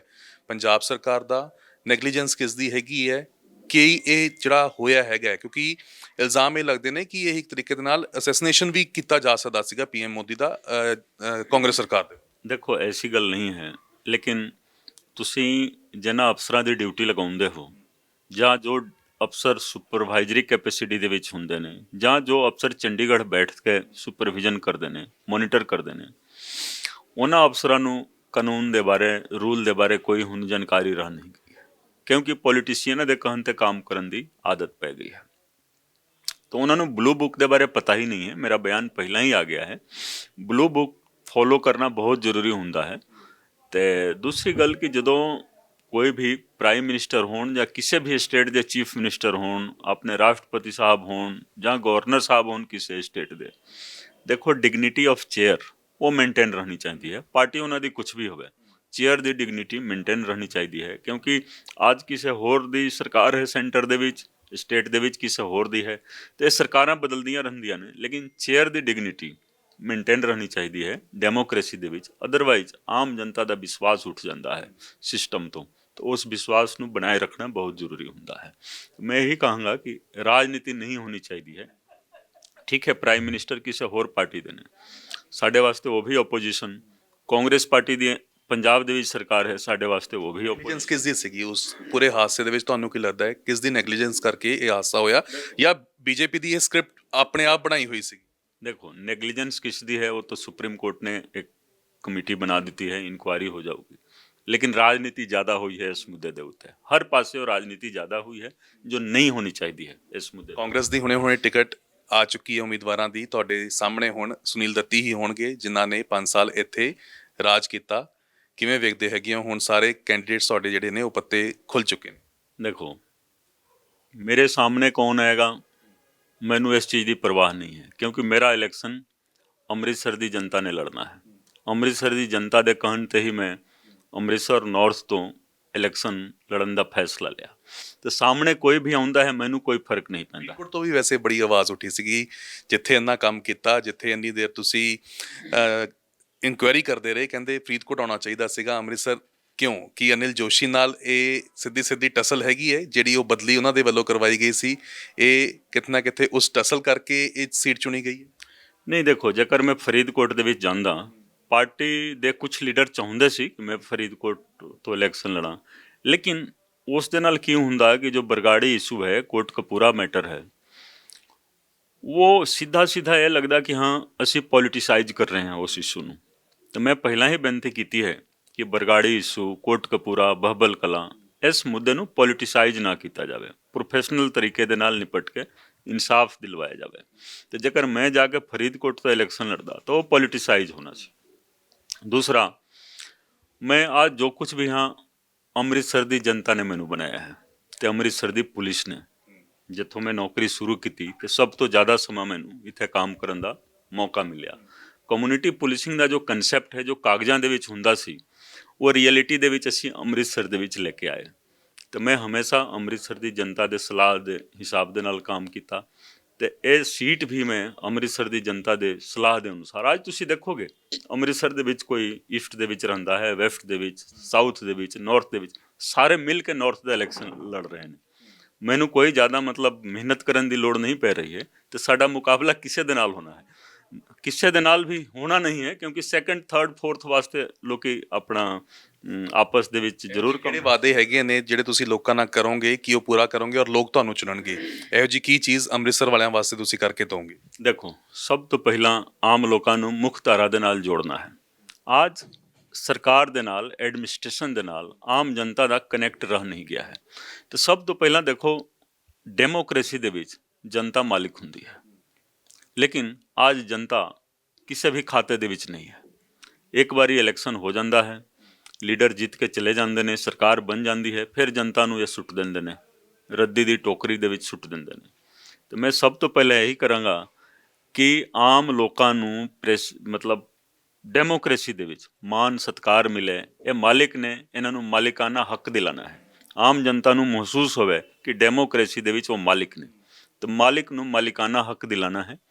ਇਹ ਮੇਰਾ ਸਭ ਤੋਂ ਮਤਲਬ ਪਹਿਲਾ ਏਜੰਡਾ ਰਹੇਗਾ, ਪਹਿਲਾ ਮੁੱਦਾ ਰਹੇਗਾ। ਔਰ ਤੁਸੀਂ ਦੇਖਣਾ ਇਹ ਅਸੀਂ ਜ਼ਰੂਰ ਕਰਾਂਗੇ ਕਿ ਲੋਕਾਂ ਨੂੰ ਇਹ ਮਹਿਸੂਸ ਹੋਊਗਾ ਕਿ ਸਰਕਾਰ ਉਹ ਚਲਾ ਰਹੀ ਹੈ। ਚੋਣ ਜਿੱਤ ਲੈਂਦੇ ਨੇ ਪਰ ਬਾਅਦ ਚ ਨਜ਼ਰ ਨਹੀਂ ਆਉਂਦੇ, 5 ਸਾਲ ਲੱਭਦੇ ਲੈਂਦੇ ਨੇ ਲੋਕ, ਅਸੈਸ ਨਹੀਂ ਹੋ ਪਾਉਂਦਾ ਹੈਗਾ। ਵੱਡੇ ਲੀਡਰ ਹੁੰਦੇ ਨੇ, ਵੱਡੇ ਅਫਸਰ ਹੁੰਦੇ ਨੇ, ਜਦੋਂ ਚੋਣਾਂ ਜਿੱਤੇ ਜਾਂਦੇ ਨੇ ਕਹਿੰਦੇ ਫਿਰ ਅਸੈਸ ਬਿਲਕੁਲ ਖਤਮ ਹੋ ਜਾਂਦਾ ਹੈ, ਲੱਭਦੇ ਹੀ ਨਹੀਂ ਹੈਗੇ। ਦੇਖੋ ਹੁੰਦਾ ਕੀ ਹੈ, ਲੋਕੀ ਜਨਤਾ ਦੀ ਅਦਾਲਤ ਦੇ ਵਿੱਚ ਆਉਂਦੇ ਨੇ ਇਲੈਕਸ਼ਨ ਦੇ ਦੌਰਾਨ ਅਹੁਦਾ ਲੈਣ ਵਾਸਤੇ, ਅਹੁਦਾ ਲੈਣ ਵਾਸਤੇ ਆਉਂਦੇ ਨੇ। ਮੈਂ ਬਹੁਤ ਵੱਡਾ ਅਹੁਦਾ ਛੱਡ ਕੇ ਆਇਆ ਹਾਂ ਜੀ, ਤਾਂ ਬਹੁਤ ਜ਼ਿਆਦਾ ਫਰਕ ਹੈ, ਬਹੁਤ ਜ਼ਿਆਦਾ ਫਰਕ ਹੈ ਜੋ ਦੂਸਰੀਆਂ ਪਾਰਟੀਆਂ ਦੇ ਜਾਂ ਦੂਸਰੇ ਲੀਡਰ ਨੇ ਤੇ ਮੇਰੇ ਦੇ ਵਿੱਚ। ਮੈਂ ਤਾਂ ਰਾਜਨੀਤੀ ਕਰਨੀ ਨਹੀਂ ਹੈ ਜੀ, ਨਾ ਸਿੱਖਣੀ ਹੈ, ਬਿਲਕੁਲ ਨਹੀਂ ਸਿੱਖਣੀ ਹੈ। ਲੇਕਿਨ ਤੁਸੀਂ ਦੇਖੋਗੇ ਜੋ ਅਹੁਦਾ ਲੈਣ ਵਾਸਤੇ ਆਉਂਦੇ ਨੇ ਉਹਨਾਂ ਨੂੰ ਤਾਂ ਇੱਕ ਇੱਕ ਦਿਨ ਉਸ ਅਹੁਦੇ ਤੋਂ ਫਾਇਦਾ ਲੈਣਾ ਹੁੰਦਾ ਹੈ, ਤੇ ਜੋ ਅਹੁਦਾ ਛੱਡ ਕੇ ਆਇਆ ਹੋਇਆ ਹੈ ਉਹਦਾ काम होगा कि वो एक एक दिन आम जनता ਨੂੰ ਸਮਰਪਿਤ ਕਰੂਗਾ, ਇੱਕ ਇੱਕ ਦਿਨ ਆਮ ਜਨਤਾ ਵਾਸਤੇ ਹੋਊਗਾ। ਤੇ ਇਹ ਫਰਕ ਬਹੁਤ ਵੱਡਾ ਫਰਕ ਨਜ਼ਰ ਆਊਗਾ, ਤੁਸੀਂ ਦੇਖ ਲੈਣਾ। ਲੱਗ ਕਿਵੇਂ ਰਿਹਾ ਹੈਗਾ ਅਫਸਰਸ਼ਾਹੀ ਤੋਂ ਸਿਆਸਤਦਾਨ ਵਾਲੀ ਇਹ ਜਿਹੜੀ ਜ਼ਿੰਦਗੀ ਹੈ ਕਿਵੇਂ ਦੀ ਨਜ਼ਰ ਆ ਰਹੀ ਹੈ? ਕਿਉਂਕਿ ਕਹਿੰਦੇ ਜਦੋਂ ਅਫਸਰਸ਼ਾਹੀ ਹੁੰਦੀ ਹੈ ਉਦੋਂ ਤਾਂ ਹੱਥ ਜੇਬ ਦੇ ਵਿੱਚ ਹੁੰਦੇ ਨੇ, ਕਿਸੇ ਨਾਲ ਹੱਥ ਮਿਲਾਉਣਾ ਤਾਂ ਉਹ ਵੀ ਆਪਣੀ ਮਰਜ਼ੀ ਨਾਲ ਹੁੰਦਾ ਕਿ ਹੱਥ ਮਿਲਾਉਣਾ ਹੈ ਕਿ ਨਹੀਂ ਮਿਲਾਉਣਾ। ਔਰ ਜੇ ਤੁਸੀਂ ਸਿਆਸਤ ਦੀ ਗੱਲ ਕਰਦੇ ਹੋ ਤਾਂ ਫਿਰ ਉੱਥੇ ਲੋਕਾਂ ਅੱਗੇ ਹੱਥ ਅੜਨੇ ਵੀ ਪੈਂਦੇ ਨੇ, ਹੱਥ ਜੋੜਨੇ ਵੀ ਪੈਂਦੇ ਨੇ, ਪੈਰੀ ਹੱਥ ਲਾਣੇ ਵੀ ਪੈਂਦੇ ਹੈਗੇ ਨੇ। ਇੱਕ ਅਫਸਰ ਰਿਹਾ ਹੋਵੇ ਵਿਅਕਤੀ ਟੌਪ ਪੋਜੀਸ਼ਨ ਦੇ ਉੱਤੇ, ਔਰ ਅੱਜ ਉਹ ਸਿਆਸਤਦਾਨ ਵਾਲੀ ਜ਼ਿੰਦਗੀ ਬਤੀਤ ਕਰ ਰਿਹਾ ਹੋਵੇ, ਕਿਵੇਂ ਦਾ ਮਹਿਸੂਸ ਹੁੰਦਾ? ਦੇਖੋ ਅਸੀਂ ਜਦੋਂ ਅਫਸਰ ਸੀਗੇ, ਅੰਮ੍ਰਿਤਸਰ ਦੀ ਜਨਤਾ ਨੂੰ ਪਤਾ ਹੈ ਕਿ ਉਦੋਂ ਵੀ ਅਸੀਂ ਅਫਸਰਾਂ ਵਾਲਾ ਵਤੀਰਾ ਨਹੀਂ ਕੀਤਾ। ਠੀਕ ਹੈ, ਜੋ ਕ੍ਰਿਮੀਨਲ ਐਲੀਮੈਂਟ ਸੀਗੇ ਸਾਡਾ ਫਰਜ਼ ਸੀਗਾ ਕਿ ਹਾਂ ਉਹਨਾਂ ਦੇ ਖਿਲਾਫ ਕਾਰਵਾਈ ਕੀਤੀ ਜਾਵੇ। ਮੈਂ ਬਹੁਤ ਸਖਤੀ ਬਰਤਦਾ ਸੀ ਕ੍ਰਿਮੀਨਲ ਐਲੀਮੈਂਟਸ ਦੇ ਖਿਲਾਫ। ਲੇਕਿਨ ਜਿੱਥੇ ਆਮ ਜਨਤਾ ਦੀ ਗੱਲ ਆਉਂਦੀ ਸੀ ਉਹਨਾਂ ਦੇ ਨਾਲ ਸਾਡਾ ਬਹੁਤ ਹੀ ਦੋਸਤਾਨਾ ਸੰਬੰਧ ਹੁੰਦਾ ਸੀ। ਮੈਂ ਦੇਖੋ ਇੰਗਲਿਸ਼ ਜੂਰਿਸਪ੍ਰੂਡੈਂਸ ਨੂੰ ਕਦੇ ਵੀ ਅਡਾਪਟ ਨਹੀਂ ਕੀਤਾ ਆਪਣੇ ਪੂਰੇ ਪ੍ਰੋਫੈਸ਼ਨਲ ਲਾਈਫ ਦੇ ਵਿੱਚ। ਮੈਂ ਵੇਖਦਾ ਸੀ ਕਿ ਪੁਲਿਸ ਹੈ, ਕੋਰਟ ਕਚਹਿਰੀ ਹੈ, ਸਾਰਾ ਅਮਲਾ ਹੈ, ਲੇਕਿਨ ਆਮ ਜਨਤਾ ਨੂੰ ਇਨਸਾਫ ਮਿਲਦਾ ਨਹੀਂ। ਮੈਨੂੰ ਗੁਰਬਾਣੀ ਦੇ ਵਿੱਚ ਇੱਕ ਲਾਈਨ ਮਿਲੀ, ਸੰਤਾ ਮਾਨਿਓ ਦੂਤਾ ਦਾਨਿਓ ਏਕ ਕੁਟਵਾਰੀ ਮੇਰੀ, I honor and obey the saints and punish the wicked. This is my duty as God's police officer.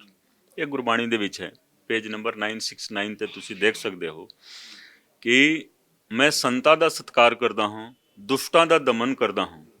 ਪਰਮਾਤਮਾ ਵੱਲੋਂ ਨਿਯੁਕਤ ਇੱਕ ਪੁਲਿਸ ਅਧਿਕਾਰੀ ਵਜੋਂ ਮੇਰਾ ਇਹੀ ਫਰਜ਼ ਹੈ, ਮੇਰਾ ਇਹੀ ਫਰਜ਼ ਹੈ। ਤਾਂ ਮੈਂ ਇਸ ਜੂਰਿਸਪ੍ਰੂਡੈਂਸ ਨੂੰ ਨਾਲ ਲੈ ਕੇ ਚੱਲਿਆ। ਜੇਕਰ ਭਗਵਤ ਗੀਤਾ ਦੇ ਵਿੱਚ ਤੁਸੀਂ ਦੇਖੋਗੇ परित्राणाय साधुनाम बिना सहायच दुष्कृताम, सेम चीज़ है, ठीक है कि नहीं? तो मैं इस फिलोसफी ਨੂੰ ਲੈ ਕੇ ਚੱਲਿਆ ਜੀ। ਇਸ ਫਿਲੋਸਫੀ ਨੂੰ ਨਾਲ ਲੈ ਕੇ ਚੱਲਣ ਦੇ ਨਾਲ ਕੀ ਹੋਇਆ ਕਿ ਆਮ ਜਨਤਾ ਤੇ ਪੁਲਿਸ ਦੇ ਵਿੱਚ ਜੋ ਡਿਫਰੈਂਸ ਸੀ, ਗੈਪ ਸੀ, ਗੈਪ ਬਿਲਕੁਲ ਹੀ ਖਤਮ ਹੋ ਗਿਆ। ਕਹਿ ਰਹੇ ਹੋ ਕਰਪਸ਼ਨ ਖਤਮ ਕਰਨੀ ਇੱਕ ਤਰੀਕੇ ਦੇ ਨਾਲ, ਔਰ ਨਵਜੋਤ ਸਿੱਧੂ ਵੀ ਇਹੀ ਕਹਿੰਦੇ ਨੇ, ਪੰਜਾਬ ਮਾਡਲ ਆਪਣਾ ਲੈ ਕੇ ਆਉਂਦੇ ਨੇ ਬਾਰ-ਬਾਰ, ਕਹਿੰਦੇ ਮੈਂ ਹਰ ਚੀਜ਼ ਦੀ ਪਾਲਿਸੀ ਬਣਾ ਦੂੰਗਾ, ਹਰ ਚੀਜ਼ ਨੂੰ ਸਹੀ ਤਰੀਕੇ ਦੇ ਉੱਤੇ ਲੈ ਆਉਂਗਾ। ਨਵਜੋਤ ਸਿੱਧੂ ਲੱਗਦਾ ਪੰਜਾਬ ਮਾਡਲ ਨਾਲ ਤੁਹਾਨੂੰ ਨਜ਼ਰ ਆਉਂਦਾ ਕੋਈ ਕਿਸੇ ਤਰੀਕੇ ਨਾਲ ਕੰਮ ਹੁੰਦਾ ਹੋਇਆ ਉਸ? ਇਹ ਦੇਖੋ ਨਵਜੋਤ ਸਿੱਧੂ ਦਾ ਸਮਾਂ ਹੁਣ ਹੋ ਗਿਆ ਹੈ ਰਾਜਨੀਤੀ ਦੇ ਵਿੱਚ, ਉਹਨਾਂ ਨੂੰ ਜੋ ਸਮਾਂ ਮਿਲਿਆ ਸੀ ਉਹ ਸਮਾਂ ਪੂਰਾ ਹੋ ਗਿਆ ਹੈ। ਤਾਂ ਹੁਣ ਭਾਵੇਂ ਉਹ ਜੋ ਕਹਿਣ, ਉਹਨਾਂ ਦੇ ਕਹਿਣ ਦਾ ਕੋਈ ਫਾਇਦਾ ਨਹੀਂ ਹੈ, ਕੋਈ ਵੈਲਿਊ ਨਹੀਂ ਹੈ, ਕਿਉਂਕਿ ਮੌਕਾ ਉਹਨਾਂ ਦੇ ਕੋਲ ਕਾਫੀ ਸੀਗਾ। ਔਰ ਜਾਂ ਤਾਂ ਕਹੋ ਗਲਤ ਪਾਰਟੀ ਦੇ ਵਿੱਚ ਚਲੇ ਗਏ ਜਾਂ ਗਲਤ ਅਲਾਈਅੰਸ ਦੇ ਵਿੱਚ ਚਲੇ ਗਏ। ਉਹ ਚਾਹਣਾ ਚਾਹੀਦਾ ਸੀ ਸਿੱਧੂ ਨੂੰ, ਆਪ ਚਾਹਣਾ ਚਾਹੀਦਾ ਸੀ? ਨਹੀਂ, ਦੇਖੋ ਮੈਂ ਸ਼ੁਰੂਆਤ ਦੇ ਵਿੱਚ ਬੋਲ ਰਿਹਾ ਹਾਂ ਕਿ ਇੱਥੇ ਬੀਜੇਪੀ ਕਦੇ ਵੀ ਐਗਜ਼ਿਸਟੈਂਸ ਦੇ ਵਿੱਚ ਨਹੀਂ ਰਹੀ ਹੈ ਪੰਜਾਬ ਦੇ ਵਿੱਚ। ਬੀਜੇਪੀ ਵੀ ਬਾਦਲ ਪਰਿਵਾਰ ਵੱਲੋਂ ਰਨ ਕੀਤੀ ਜਾਂਦੀ ਰਹੀ ਹੈ, ਬੀਜੇਪੀ ਨੂੰ ਬਾਦਲ ਪਰਿਵਾਰ ਹੀ ਚਲਾਉਂਦਾ ਰਿਹਾ ਹੈ। ਤੇ ਨਵਜੋਤ ਸਿੱਧੂ ਬੀਜੇਪੀ ਦੇ ਵਿੱਚ ਰਹੇ, ਤੇ ਬੀਜੇਪੀ ਦੇ ਵਿੱਚ ਰਹਿ ਕੇ ਉਹ ਕੁਝ ਕਰ ਨਹੀਂ ਸਕੇ ਕਿਉਂਕਿ ਬੀਜੇਪੀ ਨੂੰ ਰਨ ਕਰਦੇ ਸੀ ਬਾਦਲ ਪਰਿਵਾਰ ਦੇ ਲੋਕ, ਤੇ ਇਸ ਕਰਕੇ ਉਹ ਹਮੇਸ਼ਾ ਘੁਟਨ ਮਹਿਸੂਸ ਕਰਦੇ। ਸਿਆਸਤਦਾਨ ਕਿਵੇਂ ਨਜ਼ਰ ਆਉਂਦੇ ਤੁਹਾਨੂੰ? ਸਿੱਧੂ ਦਾ ਸਿਆਸੀ ਜੀਵਨ, ਸਿਆਸਤਦਾਨ ਵਜੋਂ ਤੁਸੀਂ ਕਿਵੇਂ ਵੇਖਦੇ ਹੋ ਉਹਨਾਂ ਨੂੰ?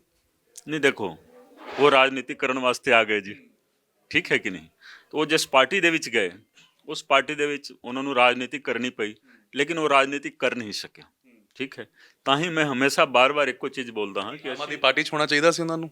ਨਹੀਂ, ਆਮ ਆਦਮੀ ਪਾਰਟੀ ਤਾਂ ਬਾਅਦ ਦੇ ਵਿੱਚ ਆਈ ਹੈ ਨਾ, ਉਹ ਤਾਂ 2004 ਦੇ ਪਾਰਲੀਮੈਂਟ ਇਲੈਕਸ਼ਨ ਦੇ ਵਿੱਚ ਆ ਗਏ ਸੀਗੇ। ਆਮ ਆਦਮੀ ਪਾਰਟੀ ਦਾ ਬਾਅਦ ਦੇ ਵਿੱਚ 2017 ਦੇ ਵਿੱਚ ਮਤਲਬ ਇਲੈਕਸ਼ਨ ਪੰਜਾਬ ਦੇ ਵਿੱਚ ਆਮ ਆਦਮੀ ਪਾਰਟੀ ਲੜੀ ਹੈ। ਲੇਕਿਨ ਪਹਿਲਾਂ ਵੀ ਉਹ ਜਿਸ ਪਾਰਟੀ ਦੇ ਵਿੱਚ ਸੀਗੇ ਉਸ ਪਾਰਟੀ ਨੂੰ ਵੀ ਬਾਦਲ ਪਰਿਵਾਰ ਚਲਾਉਂਦਾ ਹੁੰਦਾ ਸੀ। ਹਰ ਡਿਸੀਜਨ ਮੇਕਿੰਗ ਬਾਦਲ ਪਰਿਵਾਰ ਦੀ ਮਰਜ਼ੀ ਦੇ ਨਾਲ ਹੁੰਦਾ ਸੀ ਤੇ ਪਹਿਲਾਂ ਬਾਦਲ ਪਰਿਵਾਰ ਚਲਾਉਂਦਾ ਸੀ, ਹੁਣ ਕੈਪਟਨ ਪਰਿਵਾਰ ਚਲਾਊਗਾ ਬੀਜੇਪੀ ਨੂੰ। ਤਾਂ ਪੰਜਾਬ ਦੇ ਵਿੱਚ ਬੀਜੇਪੀ ਦਾ ਕੋਈ ਐਗਜ਼ਿਸਟੈਂਸ ਨਹੀਂ ਹੈ। ਤਾਂ ਨਵਜੋਤ ਸਿੰਘ ਸਿੱਧੂ ਬੀਜੇਪੀ ਦੇ ਵਿੱਚ ਰਹਿ ਕੇ ਘੁਟਨ ਮਹਿਸੂਸ ਕਰਦੇ ਸੀ, ਕਿਉਂਕਿ ਬੀਜੇਪੀ ਪਾਰਟੀ ਦੀ ਹੀ ਨਹੀਂ ਚੱਲਦੀ ਸੀ ਇੱਥੇ, ਕਿਉਂਕਿ ਅਕਾਲੀ ਦਲ ਹਮੇਸ਼ਾ ਹਾਵੀ ਰਹਿੰਦਾ ਸੀ। ਤੇ ਇਸ ਕਰਕੇ ਉਹ ਕੁਝ ਕਰ ਨਹੀਂ ਪਾਏ। ਬੋਲਦੇ ਨੇ, ਕਰਨਾ ਚਾਹੁੰਦੇ ਨੇ, ਮੈਂ ਉਹਨਾਂ ਨੂੰ ਨੇੜਿਓਂ ਮਤਲਬ ਮੈਨੂੰ ਵੇਖਣ ਦਾ ਮੌਕਾ ਮਿਲਿਆ ਹੈ, ਜਜ਼ਬਾ ਹੈ, ਲੇਕਿਨ ਮਾਹੌਲ ਨਹੀਂ ਹੈ। ਨਾ ਉਹ ਮਾਹੌਲ ਬਣਾ ਗਲਤ ਪਾਰਟੀ 'ਚ ਹੈ ਸਿੱਧੂ। ਸੁਣੋ, ਨਾ ਮਾਹੌਲ ਹੈ ਨਾ ਮਾਹੌਲ ਬਣਾ ਸਕੇ।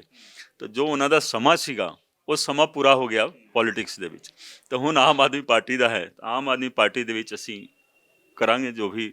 ਅਖੀਰ ਦੇ ਵਿੱਚ ਜੇ ਆਮ ਆਦਮੀ ਪਾਰਟੀ ਸਰਕਾਰ ਬਣਦੀ ਹੈ ਉਸ ਤੋਂ ਬਾਅਦ ਕੁੰਵਰ ਵਿਜੇ ਪ੍ਰਤਾਪ ਹੋਣਾ ਦੀ ਅਗਲੇ ਦਿਨ ਹੀ ਕਿਹੜੀ ਇਹੋ ਜਿਹੀ ਕਾਰਵਾਈ ਹੋਊਗੀ ਜਿਹੜੀ ਪੰਜਾਬ ਦੇ ਲੋਕਾਂ ਨੂੰ ਯਾਦ ਰਹੂਗੀ? ਕੁੰਵਰ ਵਿਜੇ ਪ੍ਰਤਾਪ ਕਿਹੜੀ ਕਾਰਵਾਈ ਕਰਦੇ ਹੋਏ ਨਜ਼ਰ ਆਉਣਗੇ? ਨਹੀਂ ਦੇਖੋ, ਅਸੀਂ ਪਹਿਲੇ ਦਿਨ ਤੋਂ ਹੀ ਕੰਮ ਸ਼ੁਰੂ ਕਰ ਦੇਣਾ ਹੈ, ਕਿਉਂਕਿ ਆਮ ਜਨਤਾ ਦੀ ਨਿਗਾਹ ਫਸਟ ਡੇ ਤੋਂ ਹੀ ਸਾਡੇ ਤੇ ਹੋ ਜਾਣੀ ਹੈ। ਤਾਂ ਅਸੀਂ ਤਾਂ ਉਹ ਕੰਮ ਕਰਾਂਗੇ ਕਿ ਸਾਡਾ ਹਰ ਦਿਨ ਜਨਤਾ ਨੂੰ ਯਾਦਗਾਰ ਹੋਊਗਾ, ਇੱਕ ਇੱਕ ਦਿਨ। ਟੌਪ ਏਜੰਡਾ ਸੋਚਿਆ ਹੋਊਗਾ ਤੁਸੀਂ ਕਿ ਹਾਂ ਜੇ ਇਹ ਸੱਤਾ ਮਿਲਦੀ ਹੈ ਤਾਂ ਇਹ ਮੇਰਾ ਟੌਪ ਏਜੰਡਾ ਹੈ, ਪਹਿਲੇ ਦਿਨ ਆਉਂਦੇ ਹੀ ਮੈਂ ਇਹ ਕਾਰਵਾਈ ਕਰਾਂ? ਦੇਖੋ, ਸਭ ਤੋਂ ਪਹਿਲਾਂ ਇਹ ਹੈ ਕਿ ਆਮ ਜਨਤਾ ਨੂੰ ਇਹ ਪਤਾ ਲੱਗ ਸਕੇ ਕਿ ਜਨਤਾ ਮਾਲਿਕ ਹੈ। ਤਾਂ ਪਹਿਲੇ ਦਿਨ ਹੀ ਜਨਤਾ ਨੂੰ ਅਸੀਂ ਮਾਲਿਕ ਬਣਾ ਦੇਣਾ ਹੈ, ਜਨਤਾ ਨੂੰ ਮਾਲਿਕਾਨਾ ਹੱਕ ਦੇ ਦੇਣਾ ਹੈ। ਇੱਥੋਂ ਅਸੀਂ ਸ਼ੁਰੂਆਤ ਕਰਨੀ ਹੈ। ਲੇਕਿਨ ਮੈਂ ਇਹੀ ਗਾਰੰਟੀ ਦਿੰਦਾ ਹਾਂ ਕਿ ਹਰ ਦਿਨ ਯਾਦਗਾਰ ਦਿਨ ਹੋਗਾ ਜਨਤਾ ਵਾਸਤੇ ਜਦੋਂ ਆਮ ਆਦਮੀ ਪਾਰਟੀ ਦੀ ਸਰਕਾਰ ਬਣੂ। ਬਹੁਤ ਬਹੁਤ ਧੰਨਵਾਦ ਸਰ ਗੱਲਬਾਤ ਕਰਨ ਲਈ। ਤਾਂ ਕੁੰਵਰ ਵਿਜੇ ਪ੍ਰਤਾਪ ਹੋਣੀ ਹੌਟ ਸੀਟ ਤੋਂ ਇਸ ਵੇਲੇ ਮੈਦਾਨ ਦੇ ਵਿੱਚ ਨੇ ਤੇ ਹੁਣ ਦੇਖਣਾ ਹੋਊਗਾ ਕੌਣ ਇਸ ਸੀਟ ਤੋਂ ਬਾਜੀ ਮਾਰਦਾ ਹੈ ਔਰ ਕਿਸ ਦੇ ਸਿਰ ਦੇ ਉੱਤੇ ਤਾਜ ਸਜਦਾ ਹੈ, ਕਿਉਂਕਿ ਕੁੰਵਰ ਵਿਜੇ ਪ੍ਰਤਾਪ ਹੋਣੀ ਕਹਿ ਰਹੇ ਨੇ ਕਿ ਜੇਕਰ ਸਾਡੀ ਸਰਕਾਰ ਆਉਂਦੀ ਹੈ ਤਾਂ ਅਸੀਂ ਪਹਿਲੇ ਦਿਨ ਹੀ ਲੋਕਾਂ ਨੂੰ ਮਾਲਿਕ ਬਣਾ ਦੇਵਾਂਗੇ। ਤਾਂ ਕੀ ਹੁਣ 10 ਮਾਰਚ ਨੂੰ ਲੋਕੀ ਮਾਲਕ ਬਣਦੇ ਨੇ ਜਾਂ ਫਿਰ ਮਾਲਕ ਕੋਈ ਹੋਰ ਬਣਦਾ ਹੈ, ਇਹ ਵੇਖਣ ਵਾਲੀ ਗੱਲ ਰਹੂਗੀ। ਕੈਮਰਾਮੈਨ ਗੁਰਸਿਮਰਨ ਦੇ ਨਾਲ ਗਗਨਦੀਪ ਸਿੰਘ, ਪ੍ਰੋ ਪੰਜਾਬ ਟੀਵੀ, ਅੰਮ੍ਰਿਤਸਰ।